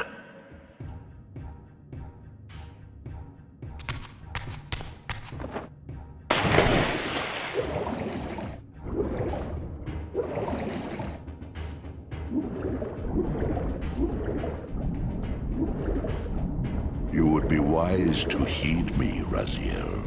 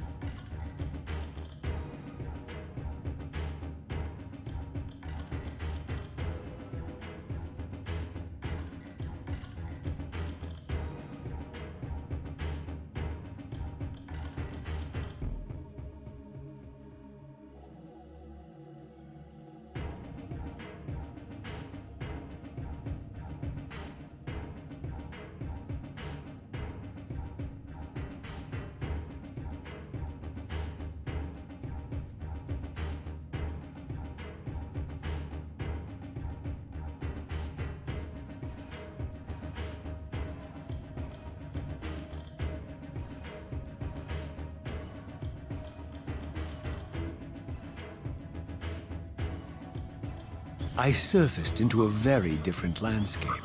The daylight barely penetrated the dense canopy of this forest. Here I discovered an ancient ruin, unmistakably one of Mobius's time-streaming chambers, but long ago sealed and abandoned to the encroaching swamp.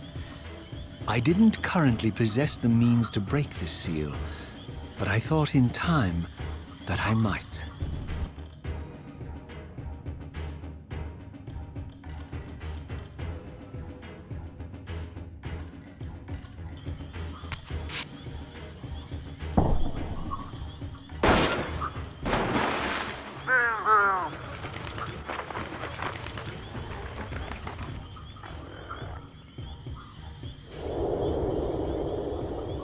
So, my lurking observer was exposed. The creature vanished when he realized he was discovered, but I caught a glimpse of him, and his features were distinctive enough. This was the vampire Vorador, the monstrous assassin depicted in the stronghold. Strange that a creature brazen enough to assault the Circle single-handedly would avoid confronting me. Very well. If Vorador would not come to me, I would go to him. But first, I needed to find some means of reaching that terrace.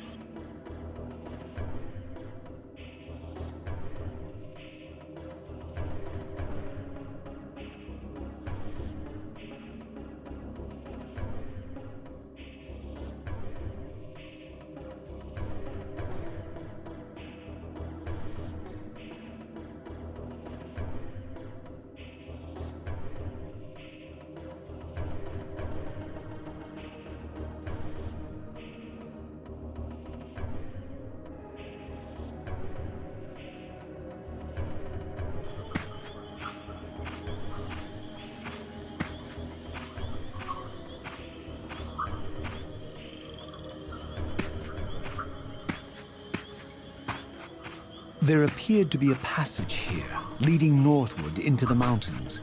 The opening, however, was obstructed and too high for me to reach. Perhaps later I would find the means to bypass these obstacles.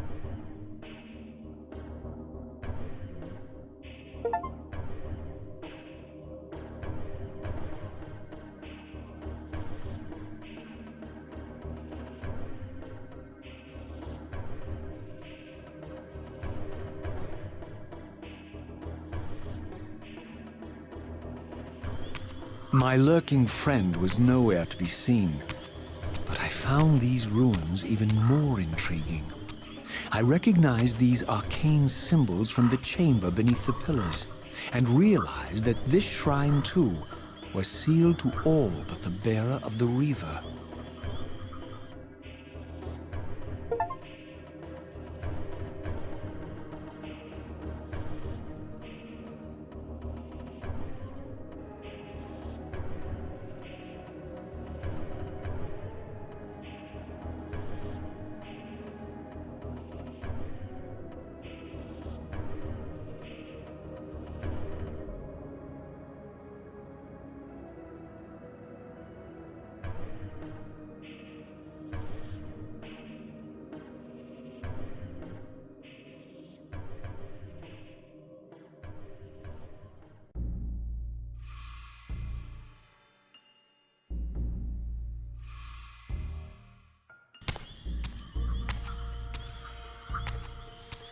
Throughout this ancient shrine, murals depicted the winged race and the apocalyptic war against their mysterious and equally inhuman adversaries.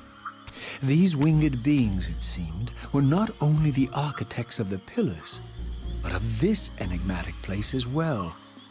And just as in the pillars' chamber, this shrine was adorned throughout with imagery of the Reaver, depicted with the reverence of a holy icon.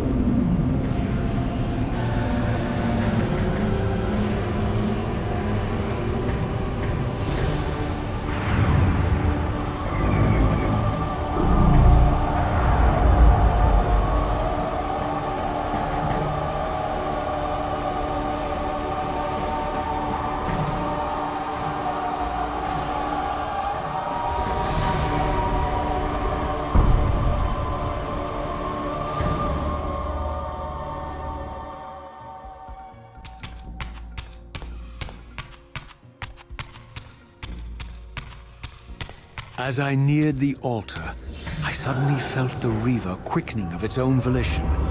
Just as in William's chapel, the balance of power tangibly shifted. Voracious and willful, the Soul Reaver was now in control, and I, merely its helpless puppet. The Reaver plunged itself into that mysterious altar, and devouring the energy that emanated from within, drained this place of its power.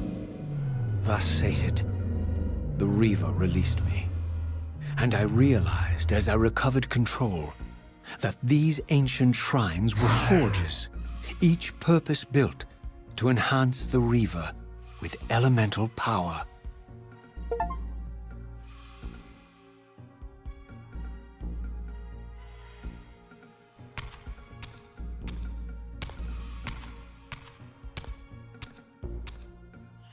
Now I understood the purpose of the mysterious basins I had seen throughout my journey. They were elemental fonts, each attuned to a fundamental essence. When I forged the blade, every font in Nosgoth with the same elemental attunement was simultaneously quickened. The Reaver's enhancements were never permanent, but these fonts enabled me to re-imbue the blade by bathing it in the elemental energy distilled therein.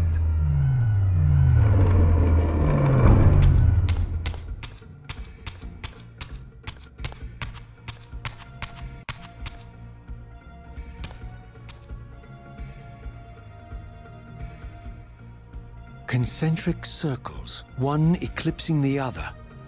I recognized this symbol from the door sealing that other ancient shrine, the one I had seen in the lake outside the Sarafan stronghold.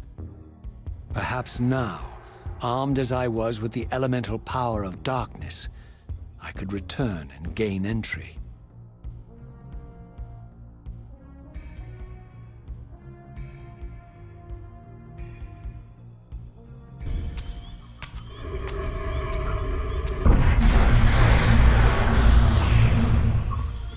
You're a ragged excuse for a savior. Vorador. I see my reputation precedes me. It does. All good, I hope? I've been watching you since you emerged from that accursed stronghold. Strange that your arrival coincides with the corruption of the Pillars. But I'm wondering, are you the catalyst of these events? Or the answer to them? I don't know what you mean. I will speak plainly then. I distrust your origin, stranger. Seeing you crawl from the putrid depths of Mobius's keep makes me question your purpose here. And what should I make of your appearance? Not human, clearly, and more demon than vampire. And the Pillars. It is no mere coincidence that your arrival in that clearing heralded the Pillars' decay. And so I ask you plainly, are you the instrument of the Pillars' destruction or their salvation? Neither. Very well. Let us look at the other side of the coin. I have followed your journey and watched as you blithely unlocked secrets that have been sealed and forbidden for thousands of years. The path you have been treading is open to only one being. You don't know what you are, do you? I have been many things. If you find me ignorant, enlighten me. What's the point? This world is beyond redemption. Let the human cattle have it. I would expect better than meek capitulation from you.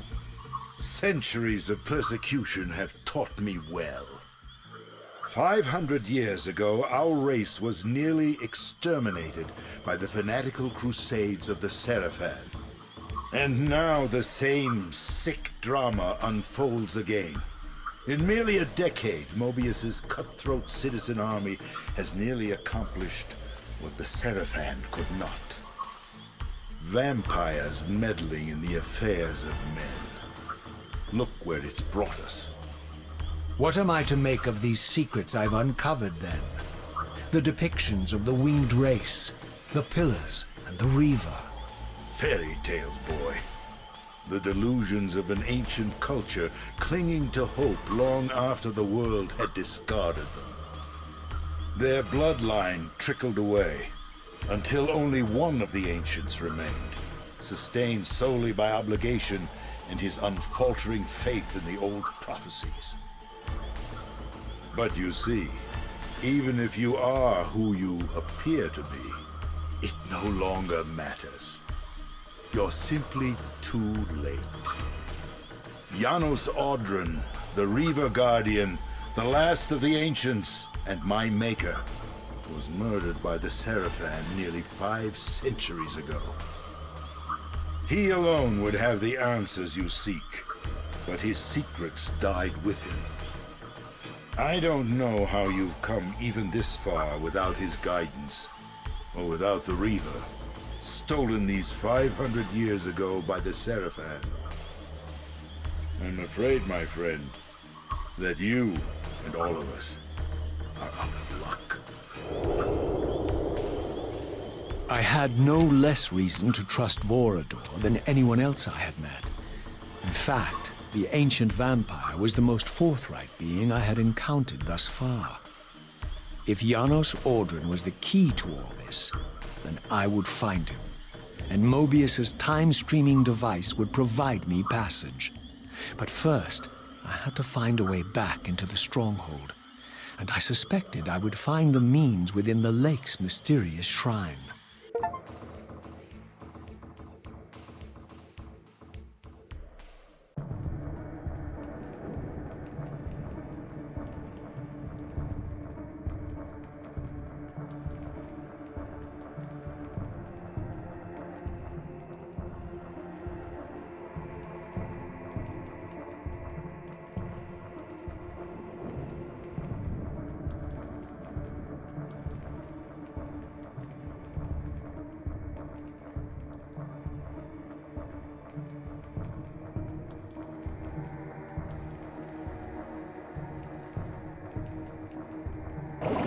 Ah, my wayward child returns.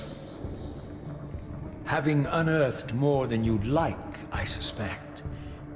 What am I to make of these ruins that litter the land, and these images here in this chamber?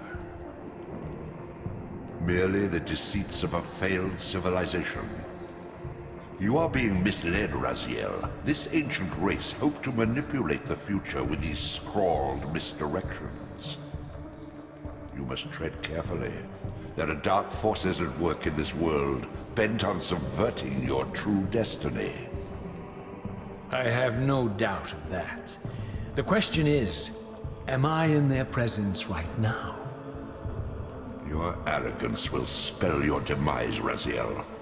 Deny my will, and the arc of your destiny will reach a sudden conclusion. Your threats are unmoving. Even now, I'm beyond your reach.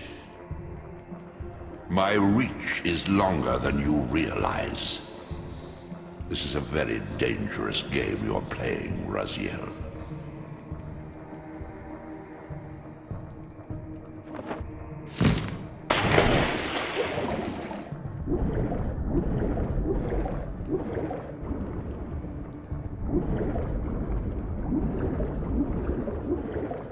Your destiny beckons.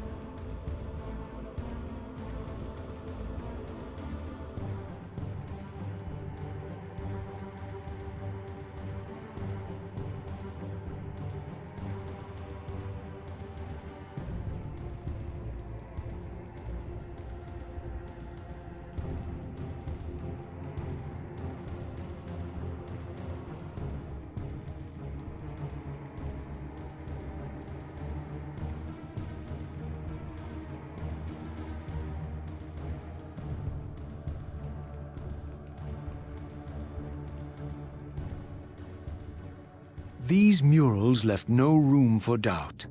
These winged creatures were indeed the architects of the pillars. And while the images were difficult to decipher, the pillars appeared to banish or diminish their enemies somehow.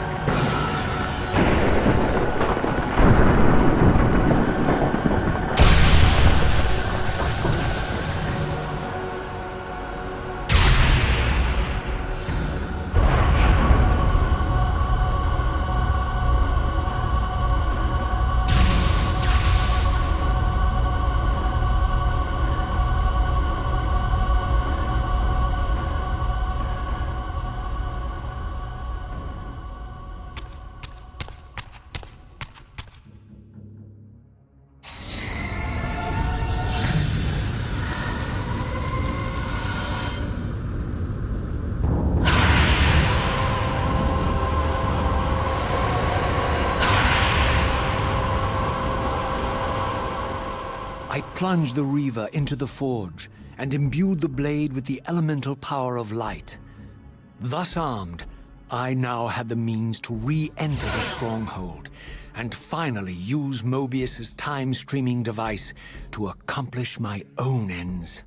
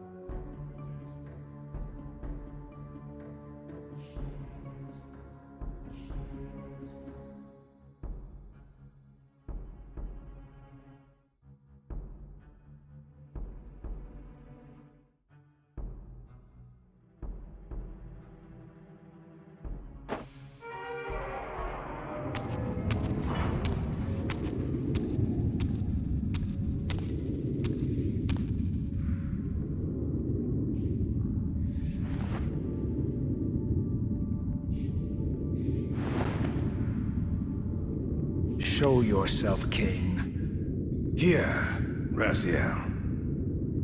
Everything is decided here. You cannot comprehend the magnitude, the rapture and the tragedy of this moment. And yet you must, if Nosgoth is to be dragged from the wreckage of its damnation. I understand only this, Cain. That you and Mobius have impelled me to this moment simply means I can trust neither of you. I don't know who's pulling the strings, but it no longer matters, because I'm cutting them. I set my own course from here. If it were only that simple. Your fatalism is tiresome, Cain. And profoundly ingrained, Raziel. You must understand, our presence here doesn't alter history. You and I meet here because we are compelled to. We have always met here. History is irredeemable. Drop a stone into a rushing river. The current simply courses around it and flows on as if the obstruction were never there. You and I are pebbles, Raziel, and have even less hope of disrupting the time stream. The continuum of history is simply too strong, too resilient. Except, then how do we explain William here? The beloved boy king turned tyrant. In my youth, I witnessed William's rise to power and his transformation into the nemesis who laid waste to Nosgoth. Keep your distance, Cain. Years later, I stumble upon a chance to journey back in history, unaware that the entire affair has been carefully orchestrated by Mobius. In my wisdom, I seize this opportunity to murder the young king before he can ravage Nosgoth, and thereby provide the catalyst Mobius needs to ignite a genocidal war against our race. I warn you, no further. This one reckless act unravels the skein of history. The nemesis never becomes the nemesis. William dies a martyred saint. I, the vampire assassin, become the author of my own species' extinction, and Mobius profits from it all. I destroyed a tyrant only to create one far worse. But how can it be so? How, if history is immutable? The answer is here in this room, Raziel. Mobius propelled William and me together, but ensured first that we were both armed with the Soul Reaver. The Reaver is the key. Two incarnations of the blade meet in time and space. A paradox is created, a temporal distortion powerful enough to derail history. Is this your sorcery? Not mine, Raziel. Yours. You have nothing to fear from me, Raziel. You hold all the cards.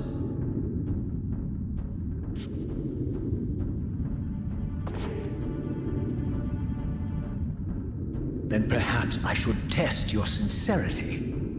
If what you say is true, you should be terrified.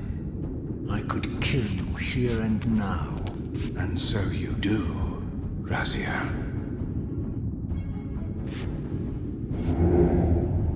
What's happening? We're hurtling towards our destinies, Raziel. What you feel is the pull of history rushing to meet us. This is where history and destiny collide. If you truly believe in free will, Raziel, now is the time to prove it. Kill me now, and we both become pawns of history, dragged down the path of an artificial destiny.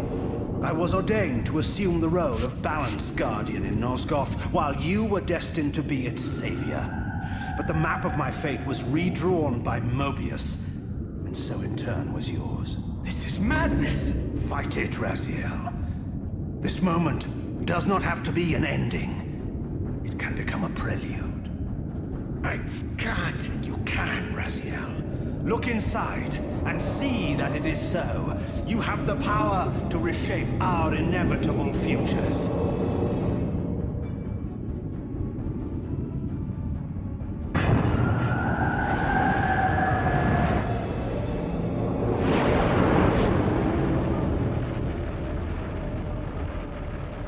Poor William.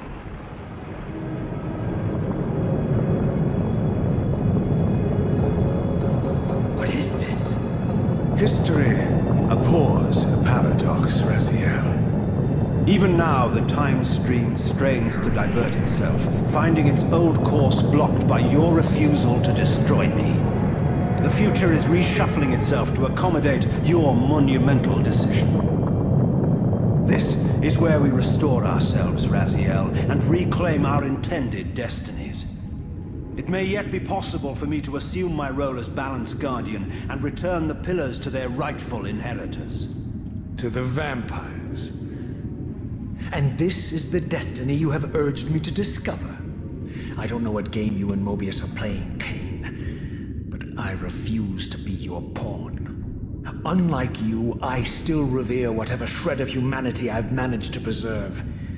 You will not use me as the instrument of your messianic delusions. Very well, Raziel. I'll not ask you to trust me. Your truths are for you to discover alone.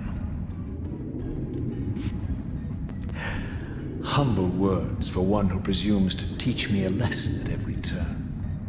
Then continue your journey and learn your own lessons, Raziel. Remember, Mobius led you here, but you walk away unfettered. A champion of free will and conqueror of false histories. There is much more for you to unearth, if you have the heart for the truth and the will to see it.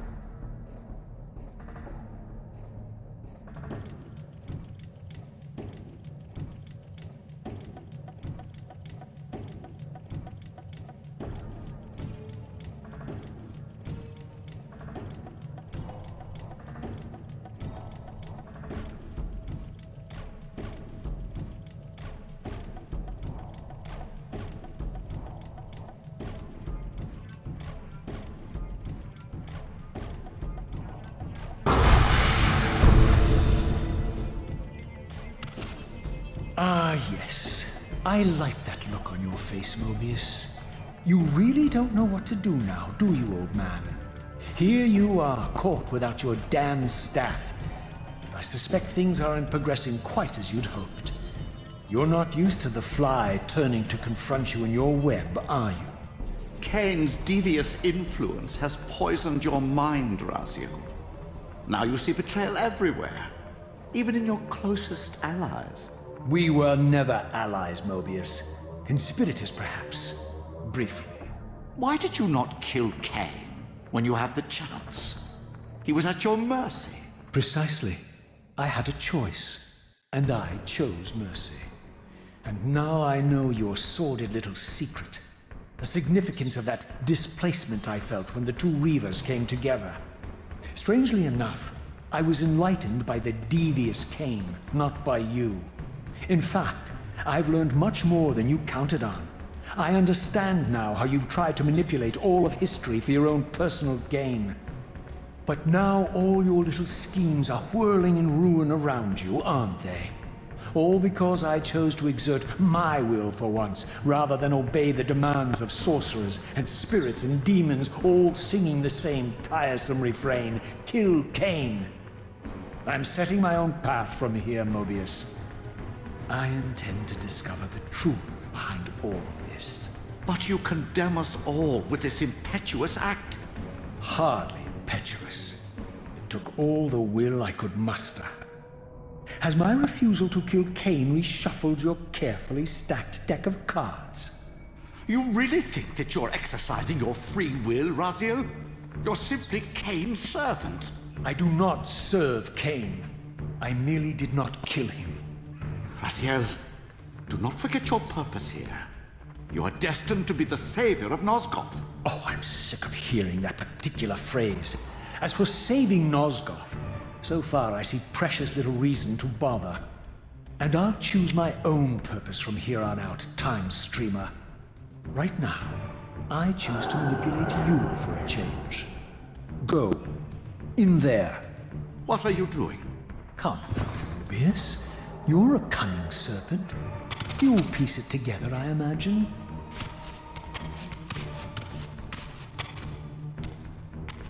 This era is of no further use to me. You will operate this device to provide me passage.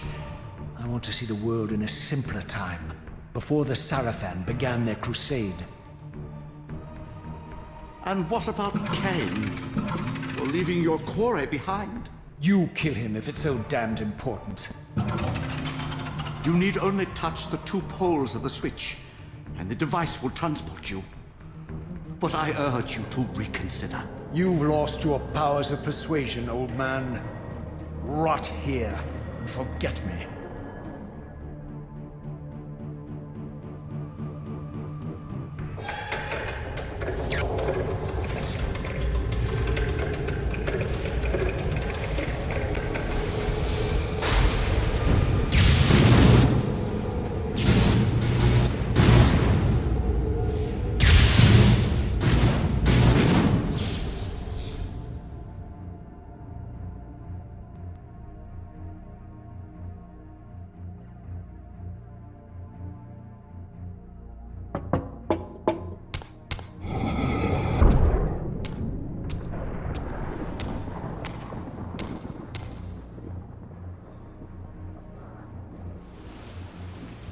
Even as I emerged from that infernal time-streaming chamber, I suspected treachery.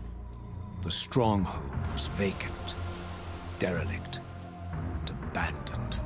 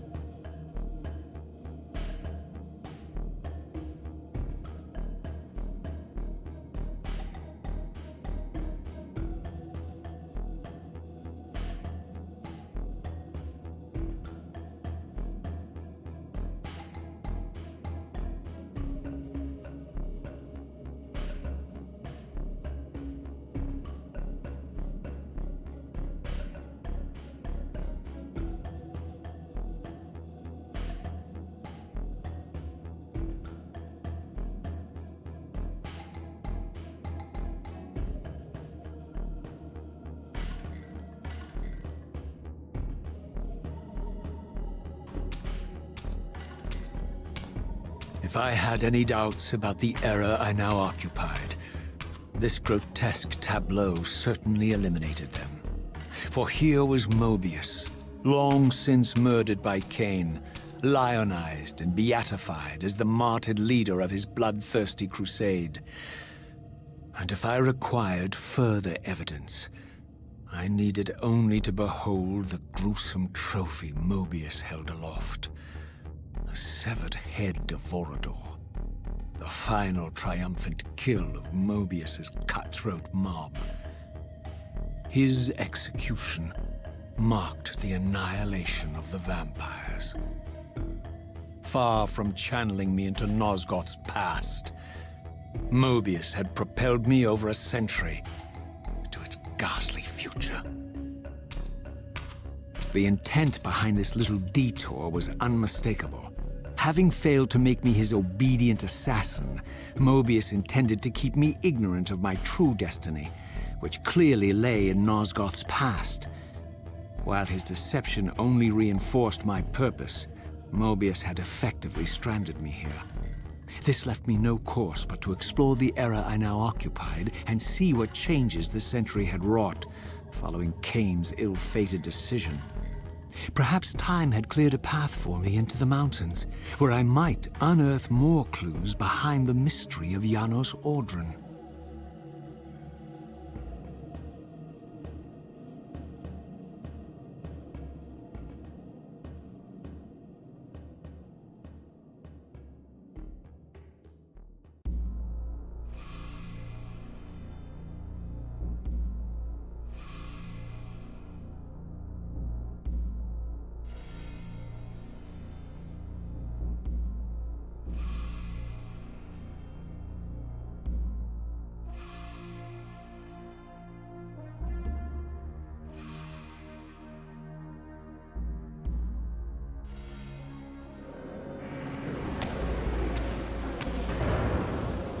Raziel. What pathetic charade is this now, Mobius? No charade, Raziel. Only the entreaties of this martyred spirit. Your pleas mean nothing to me after all your deceit. You have propelled me into Nosgoth's future, Mobius, and left me stranded here. I am truly sorry, Raziel, but it was necessary. Consider it the last valiant act of a doomed man. You have strayed from your purpose, and now behold the result. Gaze upon the wasteland you and Cain authored together. I fail to see how I'm responsible. You spared Cain, and by doing so, you have released a multitude of horrors upon this world. I can accept that Cain has murdered me, Raziel. As the Time Guardian, I foresaw that incident long before it occurred, and I take some small comfort in the fact that Cain remains the sole survivor of his vile breed. But you have single-handedly made my sacrifice meaningless. Your argument is disingenuous, Time Streamer. I cannot see how killing or sparing Cain's future self would alter these events. This wasteland was created by Cain's original refusal at the Pillars. And amidst all these twists and turns, that event has never changed. You are cunning, Mobius, but I think you've gotten tangled in your own web. As Cain clings to his precious seat of power, the pillars sink into a mire of decay, dragging all of Nosgoth down with them. I don't think this has anything to do with the Pillars, or Cain's failure to sacrifice himself. I think you're simply afraid, because you don't know what he's up to. He's a wild card, isn't he? And you don't want his influence in your game. Which is why you wanted me to eliminate him. Well, now that he survived, you have no idea what's coming, do you?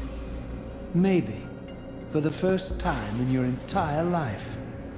You're terrified that he may have truly found a third option out of the dilemma you orchestrated for him.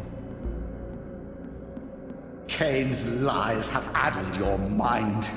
Leave this place. and trouble my spirit no more. If you even are a spirit, you've forgotten. I have a way to tell for sure. If you're willing to risk it. I didn't think so.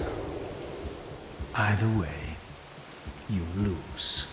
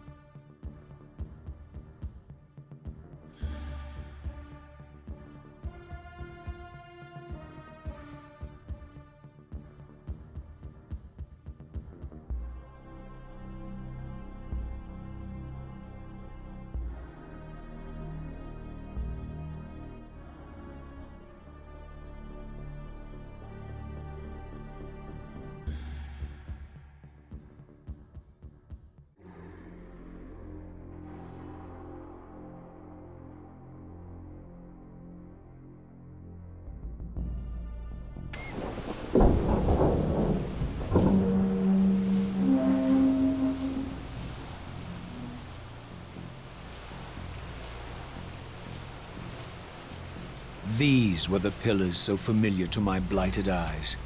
But now that I had begun to learn their true significance, I regarded the pillars' destruction with a new, enlightened sense of horror.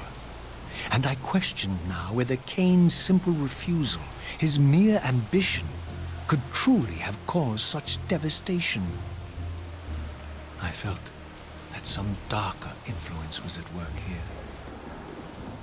As I approached, I discerned the spirit of Ariel, bound here now for more than a century. Forever am I bound, hope abandoned, my spirit tethered to this place. What destroyed the circle could not touch me, for I was newly dead and beyond harm's reach. I alone was spared the descent into madness, and Cain alone was spared the pain of death. When Napraptor's poison seized Cain even in the safety of the womb, much more than just his destiny was lost. All of Nosgoth lost balance. Consider us now, both of us less than we once were. I, pure but insubstantial, and Cain, terribly real, but corrupted. Your imprisonment here has deranged you, Spirit. You fixate on Cain because you believe he is the tether that binds you here. But we both know he is not the author of your agony. The pillars were subverted by dark forces, invited by the Guardians themselves. The more I learn of your circle, the more I see a tangle of nested manipulations. Cain handed them their victory. They sought to topple the pillars, and he was their willing instrument. Or was he their unwilling pawn? Would it blunt your wrath to know that Cain's dilemma was calculated to bring the pillars down, regardless of the choice he made? And that the devastation would have been even greater had he chosen the path you would prescribe for him? You are a subtle, deceitful creature. But your clever arguments do not absolve Cain. He must die for the pillars to be restored. There is no other way. Then consider this more ominous possibility. What if Cain's death does not restore the pillars? Consider that it may simply be too late, that this world may be beyond redemption. and that you may be bound here eternally.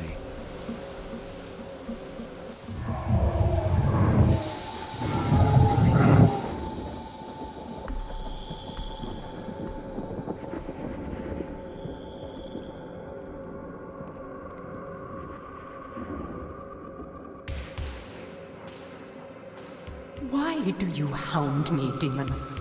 You can see that I am captive here. Show me some mercy. Like the mercy you showed your fellow Guardians when you set Cain on them? Or the mercy you showed Cain when you kept him ignorant of his destiny while you used him as the scourge of the Circle? Or perhaps like the mercy you showed your beloved Naprapta when you made him Cain's first kill? You are cruel. Why do you torment me? I'm merely looking for answers, Ariel. Very well. I'll leave you in peace. But know this about you and this purgatory from which you long to escape. You're merely at the threshold.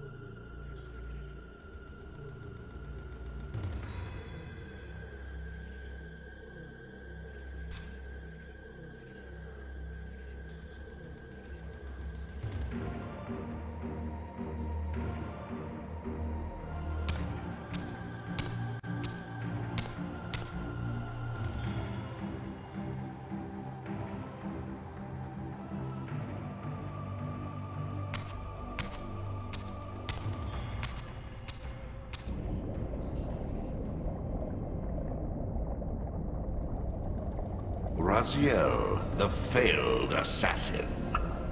You had Cain at your mercy, but lacked the courage to fulfill the act. And now you see the wasteland wrought by the tyrant's hand, by his selfish decision to preserve his own life, even when it meant sacrificing the whole world. This is the fate of Nosgoth, as long as Cain remains alive. An ironic condemnation, given this guilty scene. One would think you'd torn down the pillars single-handedly. What are you trying to obliterate as you drag your loathsome body through this chamber? And why, as Nosgoth descends into madness and misery, do you appear to thrive? Things in this world, I am learning, are rarely what they seem.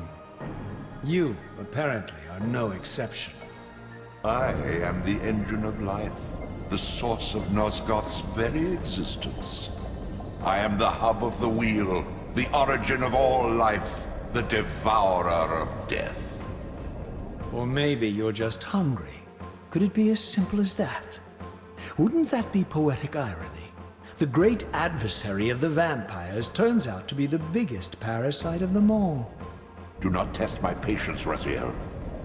I made you, and I will unmake you if I become so inclined. As your agent, I am beyond death. There are fates worse than death, Raziel. Oh, I see you now as you truly are. A cancer. A spooling parasite burrowed deep in the heart of this world. Go now. Play out your pitiful rebellion and take your place among the destroyed, the used, and the damned. But know this. You are mine for eternity. You have always been, and will always be, my soul Reaver.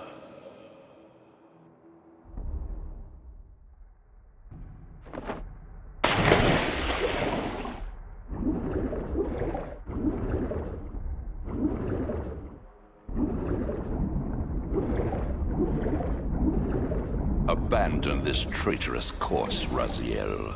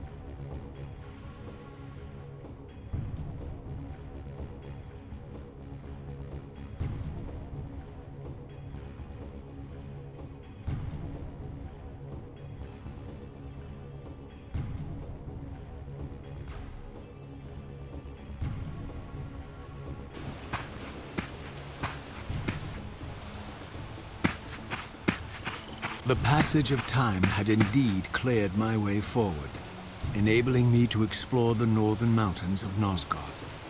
I was anxious to discover if some evidence of Janos Audron's existence might still remain.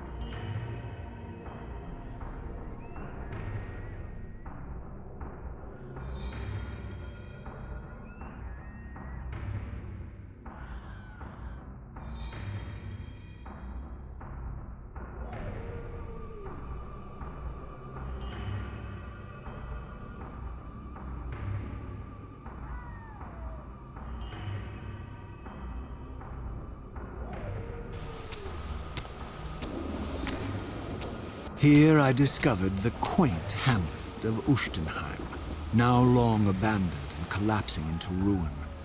Legend claimed that Janos Audron terrorized its villagers until the Sarafan hunters ferreted him out and destroyed him.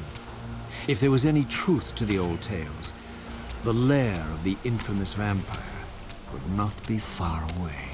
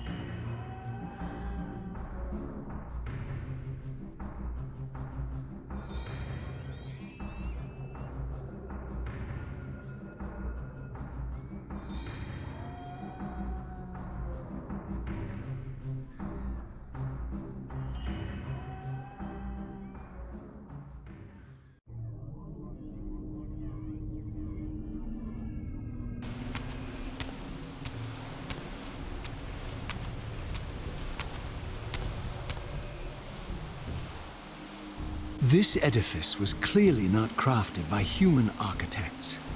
As the figure beneath the balcony silently attested, these were the aeries of winged beings. Undoubtedly, I stood before the mountain refuge of the legendary Janos Audron, but the entire sanctuary lay in ruin, collapsed under the force of some ancient cataclysm. As I suspected, the Time Streamer's deception ensured that I was centuries too late to unearth anything of consequence here. With nothing behind me but the wasteland I had traversed, I resolved to press on and explore these canyons further. Oh no. Every time you turn up, something monumental and terrible happens. I don't think I have the stomach for it. No drama this time, Raziel. You are persistent, crossing time like this to follow me. Still waiting for that coin of yours to land on its edge. I'm biding my time. I see that Mobius has played a little trick on you. Yes. He clearly doesn't want me to meet this Janos Audron. Perhaps. Or maybe he merely hoped that it would harden your heart against me, to see this wasteland which I single-handedly authored. My heart doesn't need hardening, Cain. If I even suspected that destroying you would make any difference, I would do it this instant. I knew you'd see through them, Raziel. Janos is indeed the key to your destiny, but you'll need to find your own way back into Nosgoth's past. Make no mistake, though, Raziel. You and I are now in great danger. We are irritants here. Malevolent forces are being marshaled to eliminate us. You talk as though we're allies. Regardless of your sentiments, Raziel, in their eyes, we are. Well, they're certainly trying to eliminate you, Cain. There can be no doubt of that. I am assaulted relentlessly with demands for your demise. Whatever it is that you're plotting, they're scared to death of you. As for me, I suspect they made a grave error when they allowed my unique resurrection. I don't think they know how to destroy me. You mustn't underestimate them, Raziel. And who exactly is this diabolical they to which we keep referring? If there's some grand conspiracy going on, the right hand doesn't appear to know what the left is doing. Even Mobius seems to be caught out at every turn. Mobius is a puppet, Raziel. Haven't you realized that yet? That's the sweetest irony in all of this. Nosgoth's great manipulator is their plaything. But the ones pulling the strings haven't shown their faces yet. They don't like us unwriting their carefully choreographed history, though, do they? You must understand, Raziel, we haven't unwritten history, we've merely rewritten it. The future flows around our petty actions, finding the path of least resistance, while admitting only the slightest alterations. This is the reshuffling you felt when you refused to kill me. And remember, Raziel, we are irritants in this regard as well. History will not allow the introduction of a paradox. And if events cannot be reshuffled to accommodate the change? It is the irritant who's expelled. Bear in mind that this may be exactly the outcome our enemies are trying to provoke. We must tread very carefully.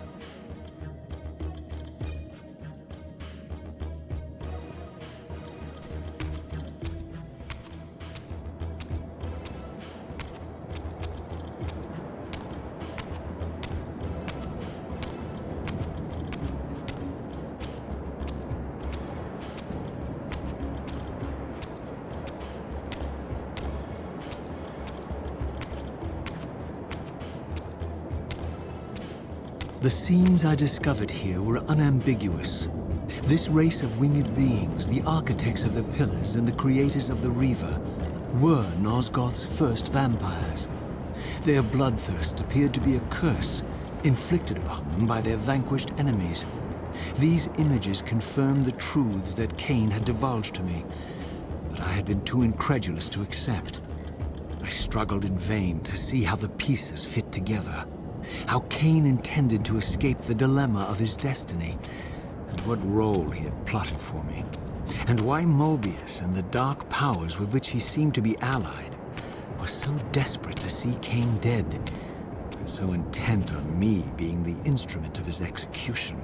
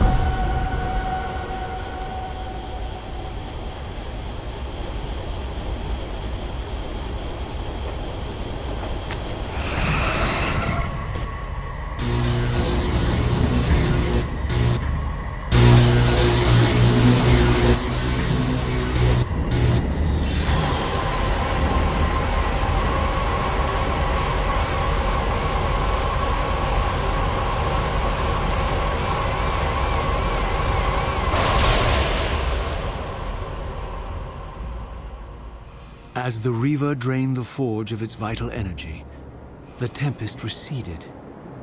I recovered myself and paused to admire my newly forged weapon, now imbued with the elemental power of air. Thus armed, I hoped that I now finally possessed the means to escape this wasted land.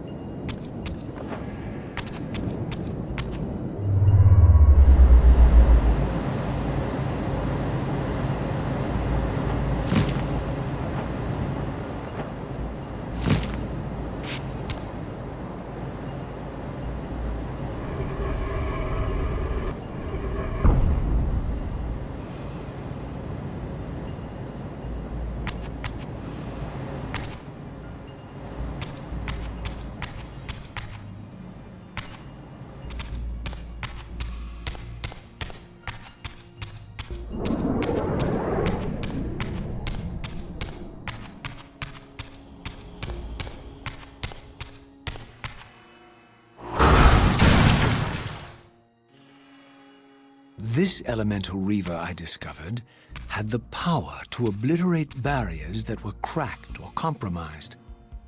At last, I had the means to open that ruined time-streaming chamber I discovered so long ago in the swamp. Now, perhaps, I could leave this wasteland and return to an era when Janos Ordrin still lived.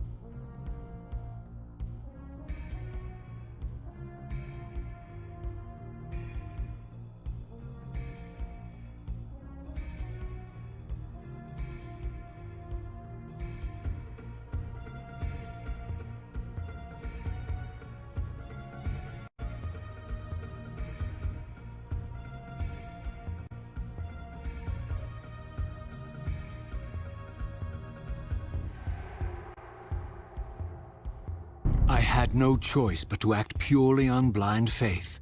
There was no way to tell what era this device was tuned to, and I had neither the knowledge nor the means to set the machine myself. I hesitated only briefly. Then, throwing the switch, I hurled myself into oblivion and relinquished my will to the hand of fate.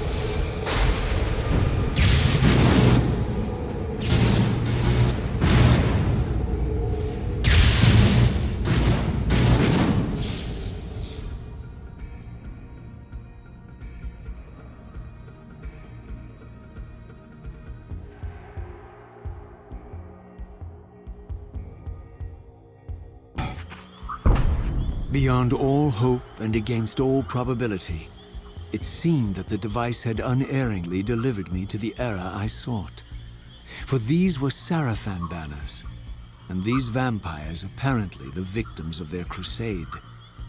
The coincidence seemed too convenient to naively ascribe to fate. But whether my opportune arrival had been orchestrated by Mobius or some other influence, I didn't know. If Janos Ordrin still lived, I would find him. But I was wary of further deception and resolved to tread carefully.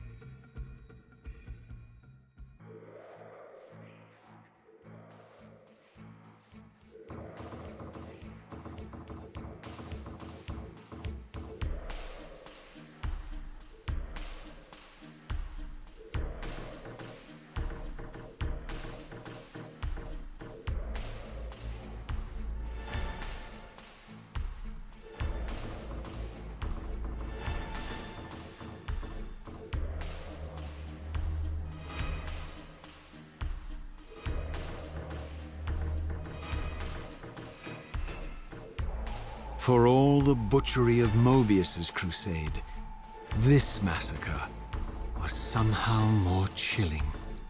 The killing fields of the Sarafan betrayed a kind of orderly ruthlessness, the cold-blooded righteousness of the true believer.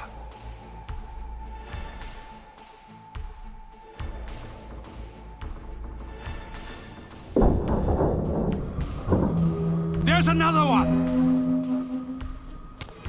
Here at last, in the flesh, I beheld my former brothers in arms, the warrior priests of the Sarafan Order, their lives devoted solely to the annihilation of the vampire plague. And while I confess, I felt a twinge of longing, a pang of grief for what I had believed was my lost virtue, I regarded them now with none of the reverence I formerly felt. For I had seen the human face of the vampires, and now I beheld the monstrousness of these men.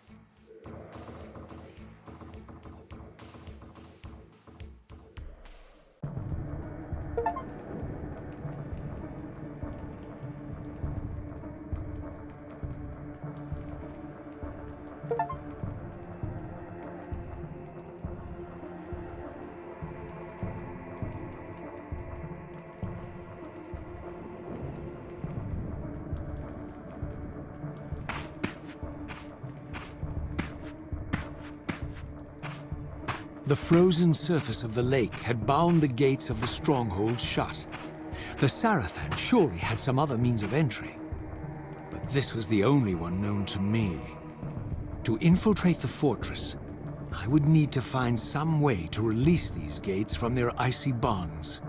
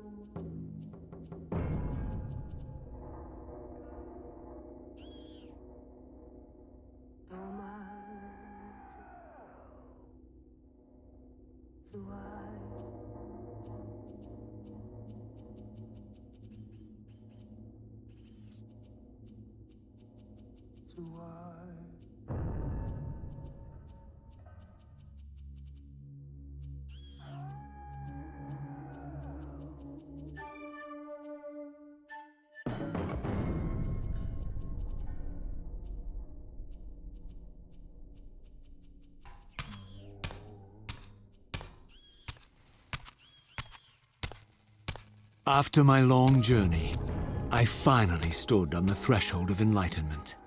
For here was Janos Audrin's mountain retreat, intact and unblemished.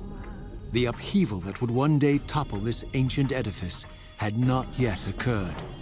And while I had no certainty that Janos still lived, this scene boded well, for I presumed that the collapse of the retreat must have followed the ancient vampire's demise.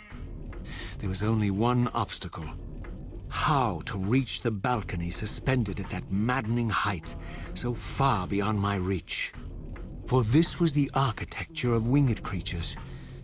The tattered ruins of my wings were of no use. I would need to devise some other means into that mountain.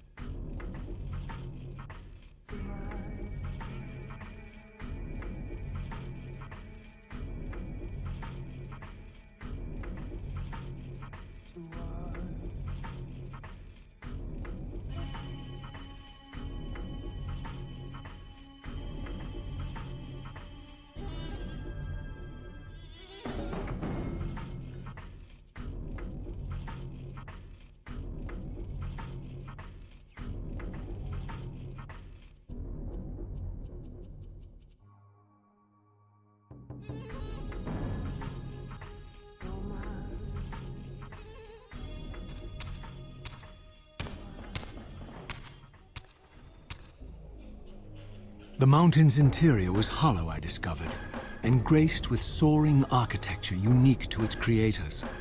As with the outer facade, these balconies and galleries could only be reached by those gifted with flight. With only my ruined wings to carry me, this towering labyrinth seemed impassable. The object of my quest lay just beyond my grasp. For here, suspended at the apex of the chamber, was the threshold that surely led to the great vampire himself. I didn't know whether Janos Audrin was the monster depicted in the stronghold, or one of the noble creatures memorialized among the ruins of the ancient vampires. But I didn't care. Demon or angel, he alone held the key to my destiny.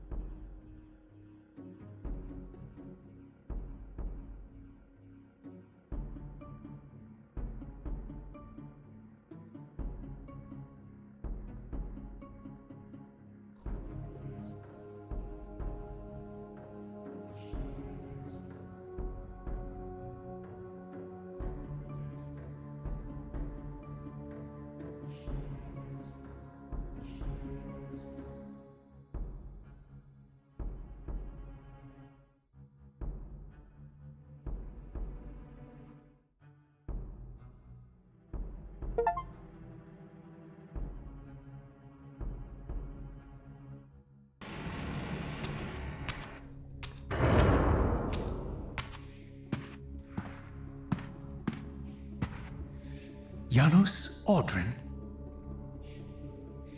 It is heartening after all these years to hear my name spoken without contempt. Raziel? My child, what have they done to you? I have been dragged through hell and back. All it seems to reach this moment. But I don't yet know why. For thousands of years I have waited, alone here, losing faith.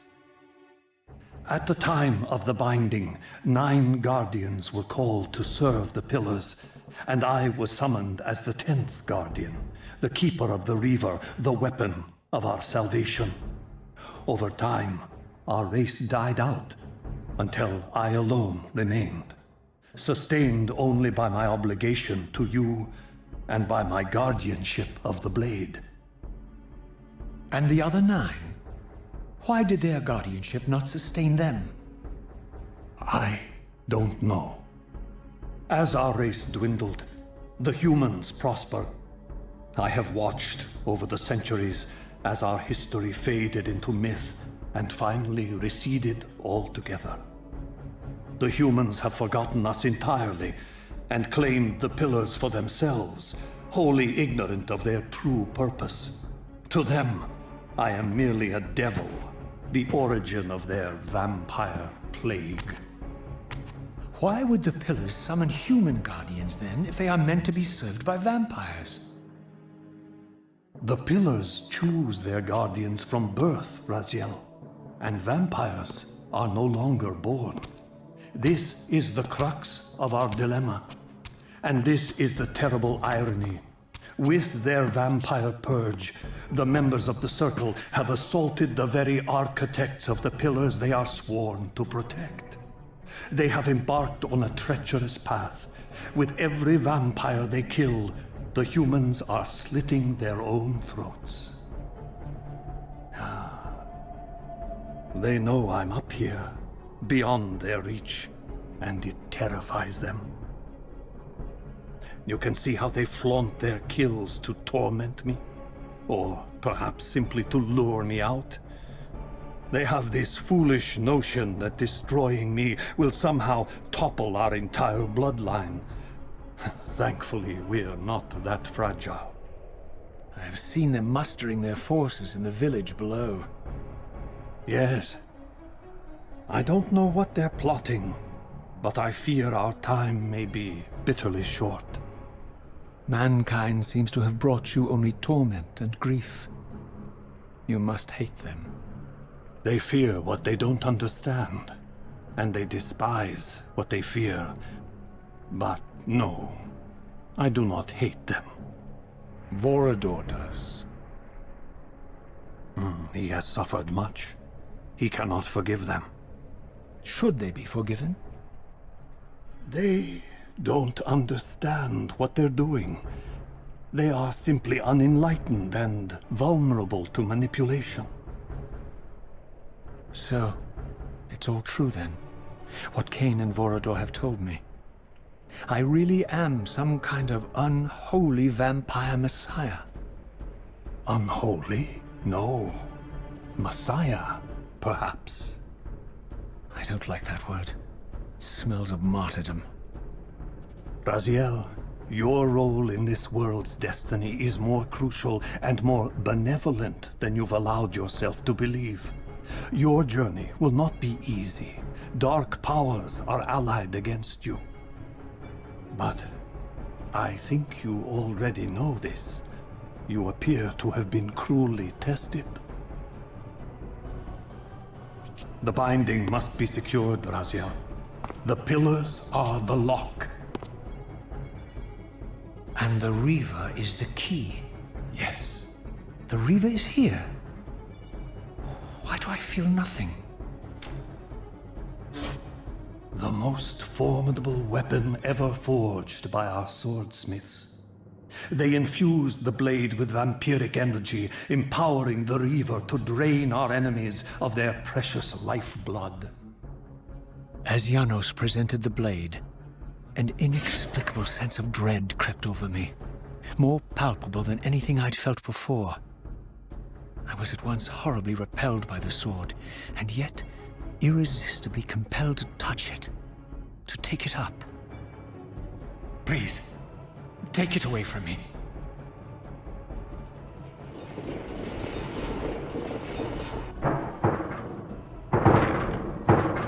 I fear you have been followed.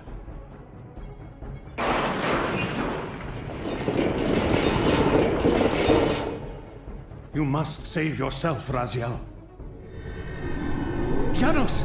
No!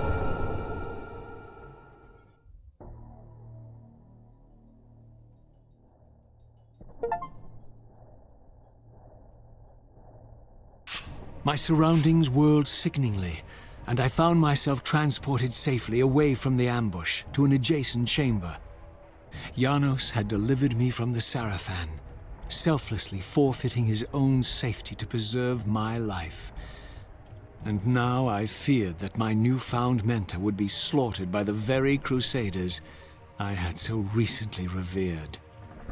The irony pierced me, and with dawning horror, I realized that I had been duped by Mobius from the beginning. For the Sarafan had simply followed the path I gullibly blazed through this sanctuary, and had arrived bearing Mobius' staff. Thus armed, they had Janos at their mercy. Through the door, I could hear them battling, less than a dozen paces away. But it may as well have been 1,000 miles, for this barrier was sealed by elemental forces I did not possess.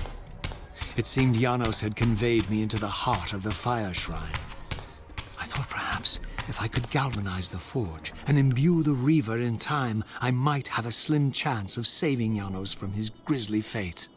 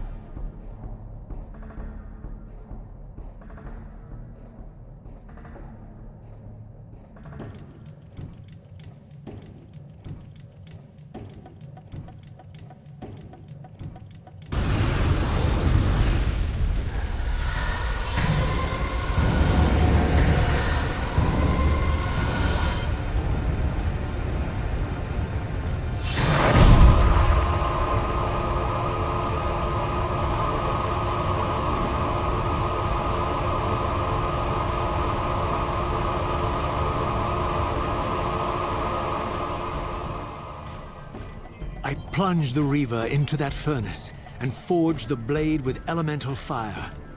With the Reaver thus imbued, I was now armed to unlock the elemental barrier and rescue Janos from his executioners.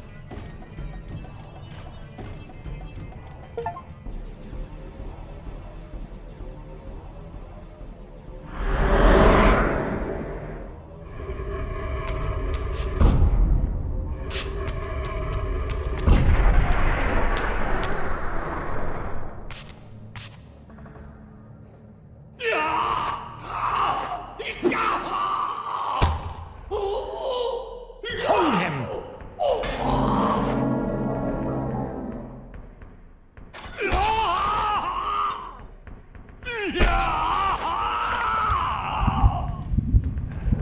Look at his black heart. How it still beats.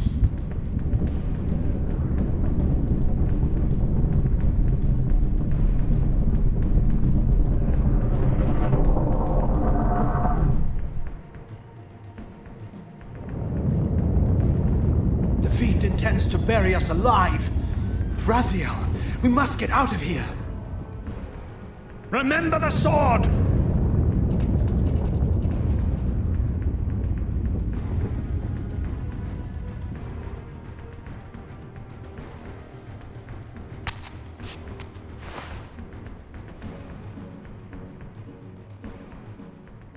Forgive me. I'm sorry. I failed you. No, Razia. Perhaps this was my true purpose. Simply to save your life this once. While I have taken yours. Embrace your destiny, Raziel. You must reclaim the Reaver. It was forged for you and you alone. Without it, there is no hope.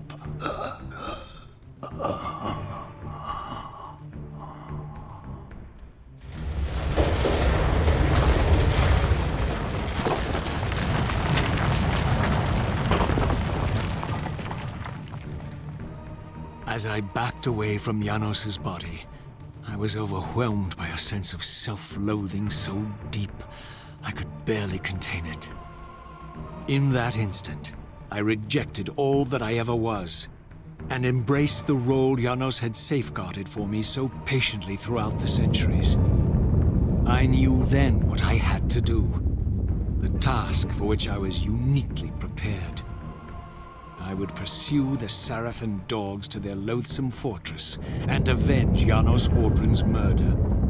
Mobius would pay dearly for his treachery, and my Sarafan brethren would reap the horrors they had sown.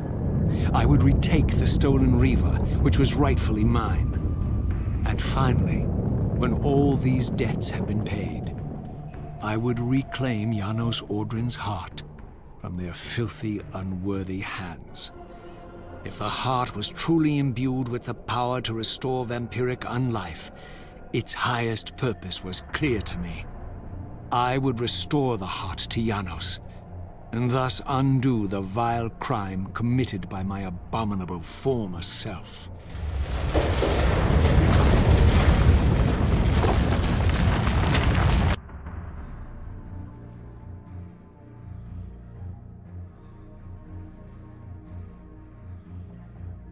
We've been expecting you, little Raziel.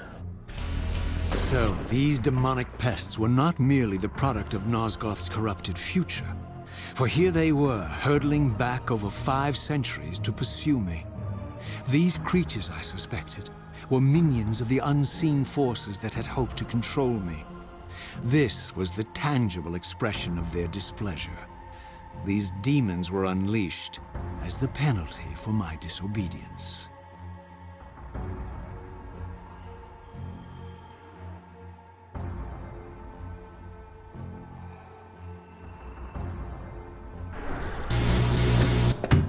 Do you really think you can save Nosgoth? Let me enlighten you, poor Raziel.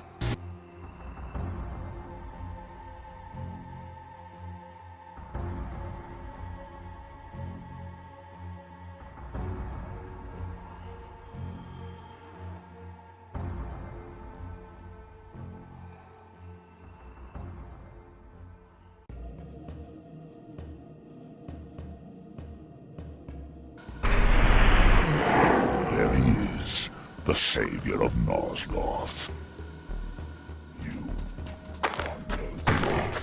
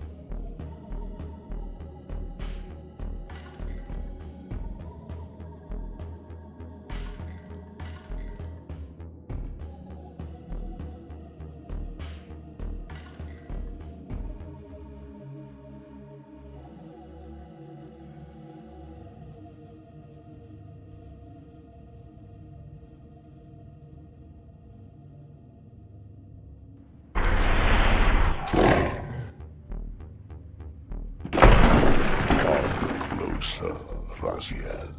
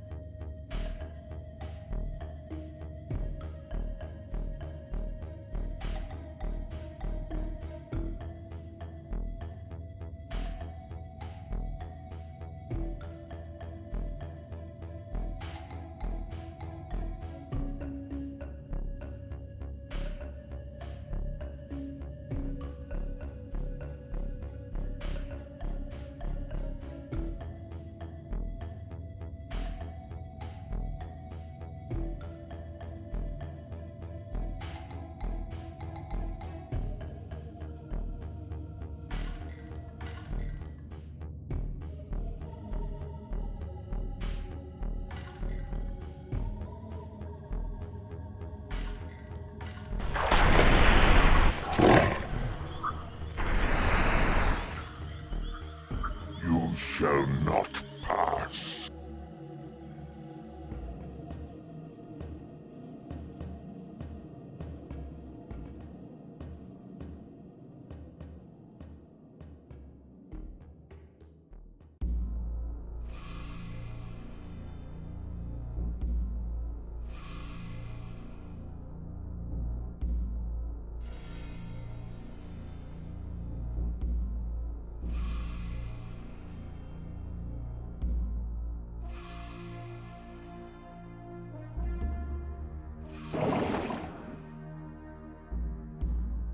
You have failed me, Raziel. I wonder, Old One. Did you truly resurrect me, or were you simply there when I awakened from my torment in the abyss? I suspect you found me merely convenient, dropped in your lair by Cain, indestructible for some reason, a durable and gullible tool for you to manipulate. This one thing I readily admit. I have been used by others time and again, but always I seem to stray from their path. What is it about me, demon, that makes me such an unreliable instrument? Why do I survive one trial after another, on and on, in an endless succession of humiliating deaths and resurrections? It seems there is much more to my destiny and my history than I know. Perhaps more than you know as well.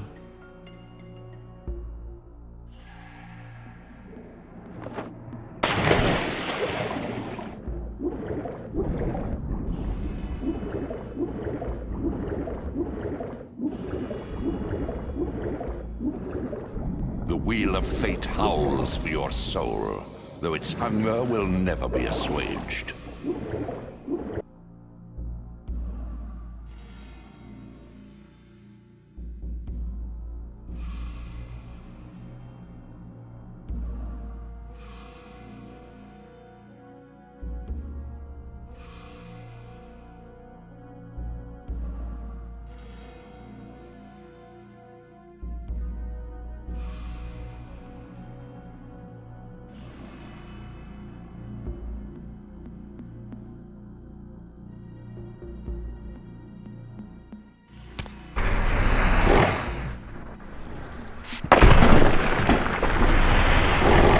He thinks he can change his destiny.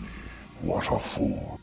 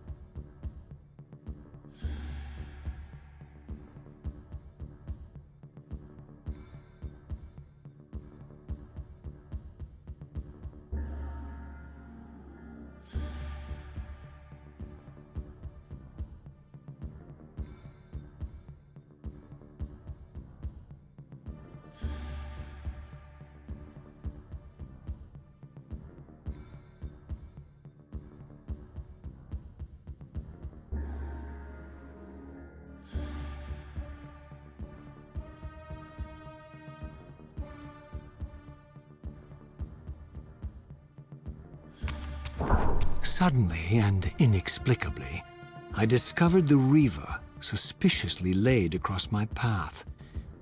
Again, I sensed nothing of that temporal distortion, the peculiar sense of displacement I had felt when I encountered the Reaver in William's chapel. Cornered here with the blade, I suffered the same nameless dread that I had experienced when Janos first presented the Reaver to me. I felt at once repelled by the blade, and yet overwhelmingly compelled to seize it. So, Raziel, here we are finally. You have no choice but to confront me now, and I am not so foolish as I've let you believe. We have business to conclude.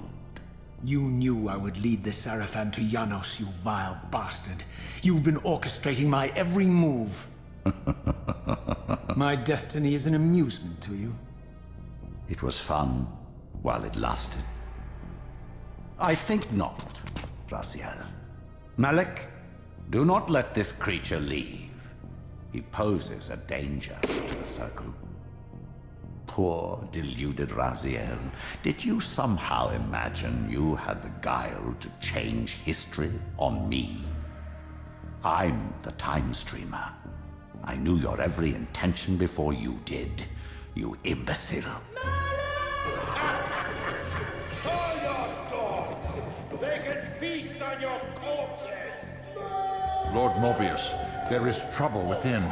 The Circle is under attack. Hold fast, Malik. This one is the real danger to us. What are you trying to concoct here, Mobius?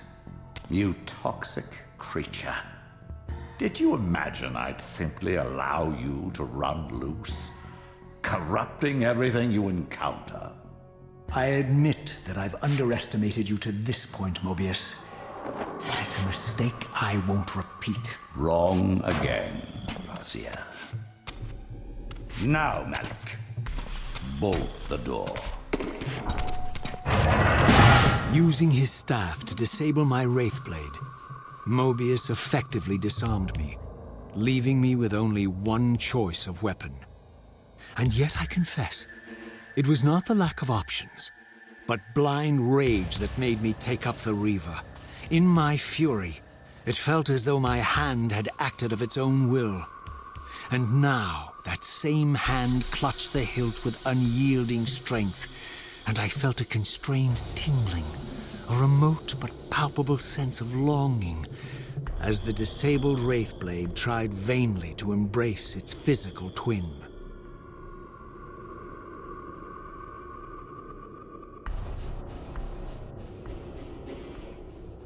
Come to take your revenge, demon?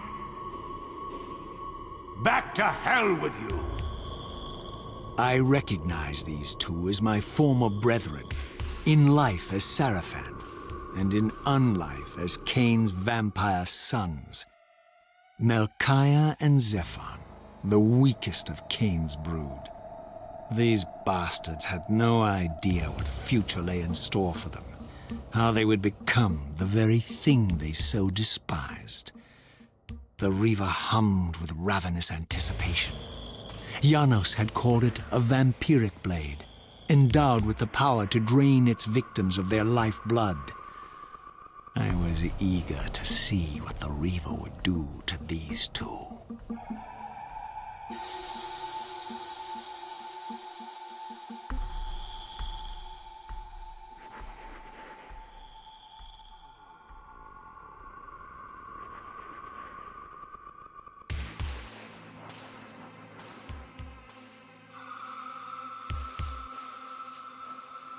As Melchiah and Zephon fell before my blade, I felt the Reaver's bloodthirst as keenly as I ever had when I was still a vampire.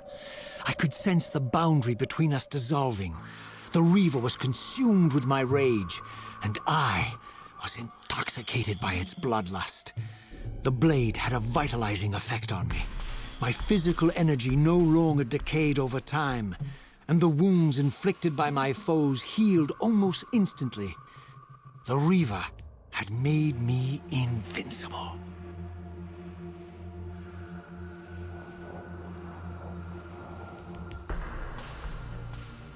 Have you come to reclaim the monster's black heart? You'll have to get through us first. My former brethren, Duma and Rahab, confronted me next.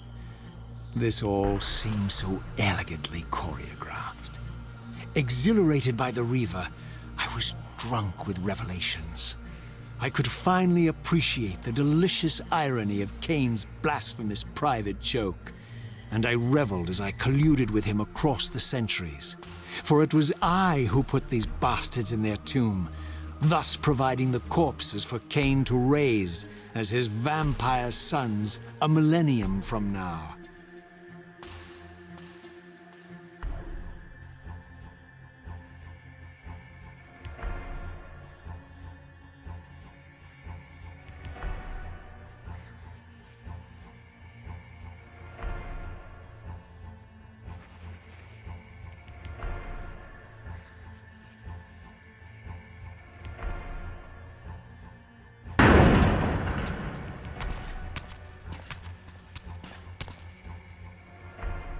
Get back to the pit you crawled from, demon. And here at last was my brother Turel, who along with Duma would bear me into the abyss without questioning Cain's command. So dutiful and righteous, even as a vampire. I guess some habits die hard. The vampire Turel had eluded my vengeance. The Sarafan Turel would not.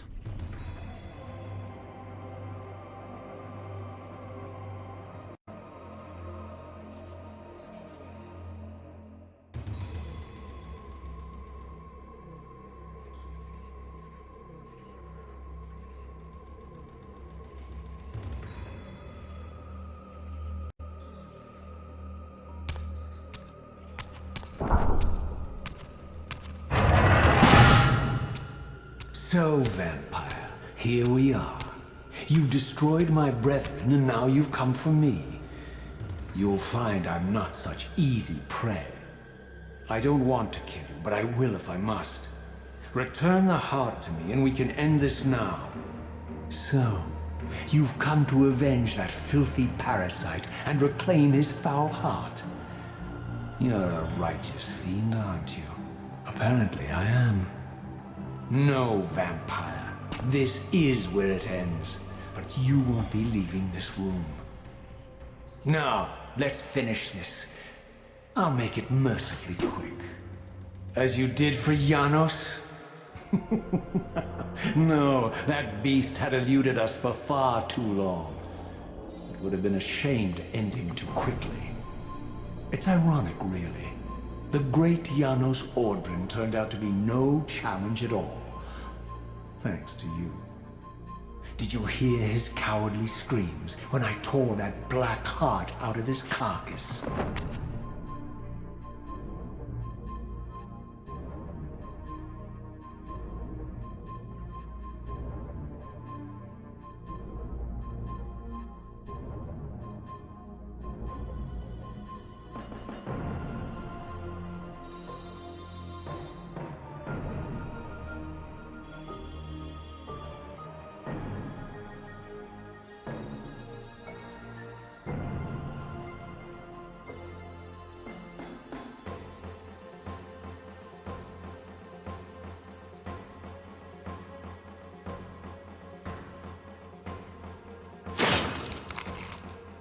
I renounce you.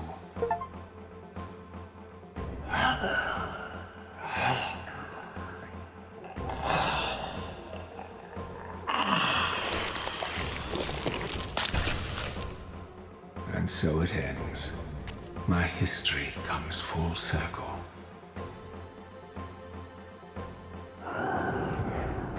Sensing its twin, the Wraithblade uncoiled itself from me, and instead wound lovingly around its former self.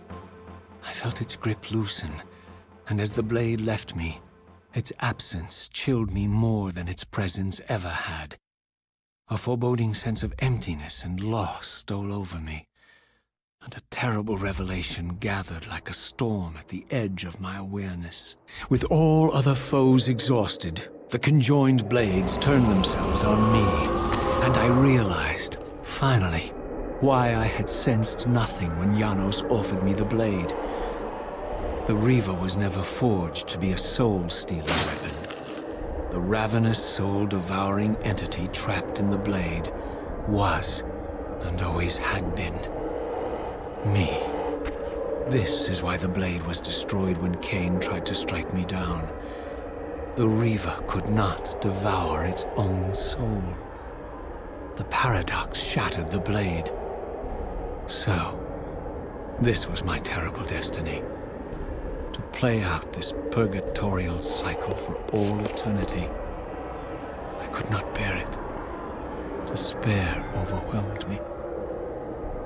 You.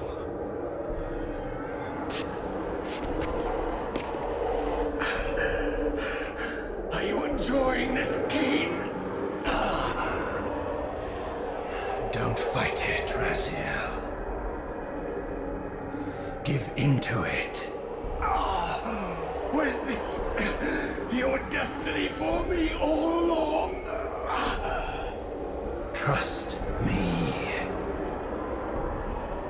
I felt myself weakening, unable to hold on any longer. The Reaver was too strong. The compulsion to simply let go, too great.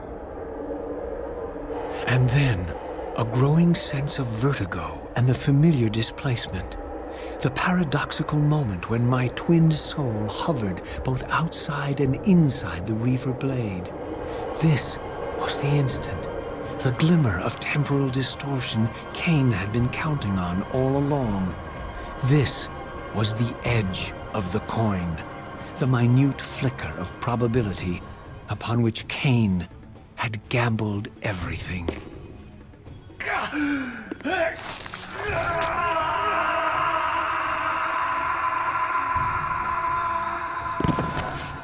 Now you are free to reclaim your true destiny, Raziel.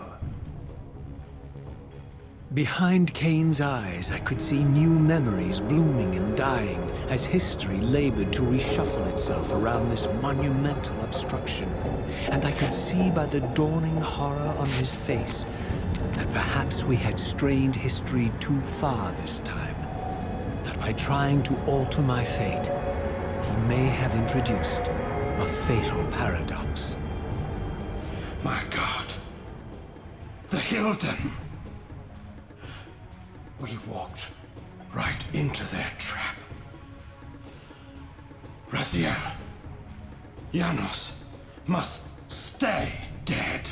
But Cain's warning was lost as I slipped into the spirit realm, too weak to maintain my physical form. And there, waiting for me as always, was the Reaver, the Wraithblade, my own soul, twinned and bound eternally to me.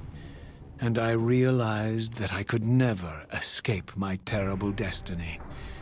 I had merely postponed it. History abhors a paradox.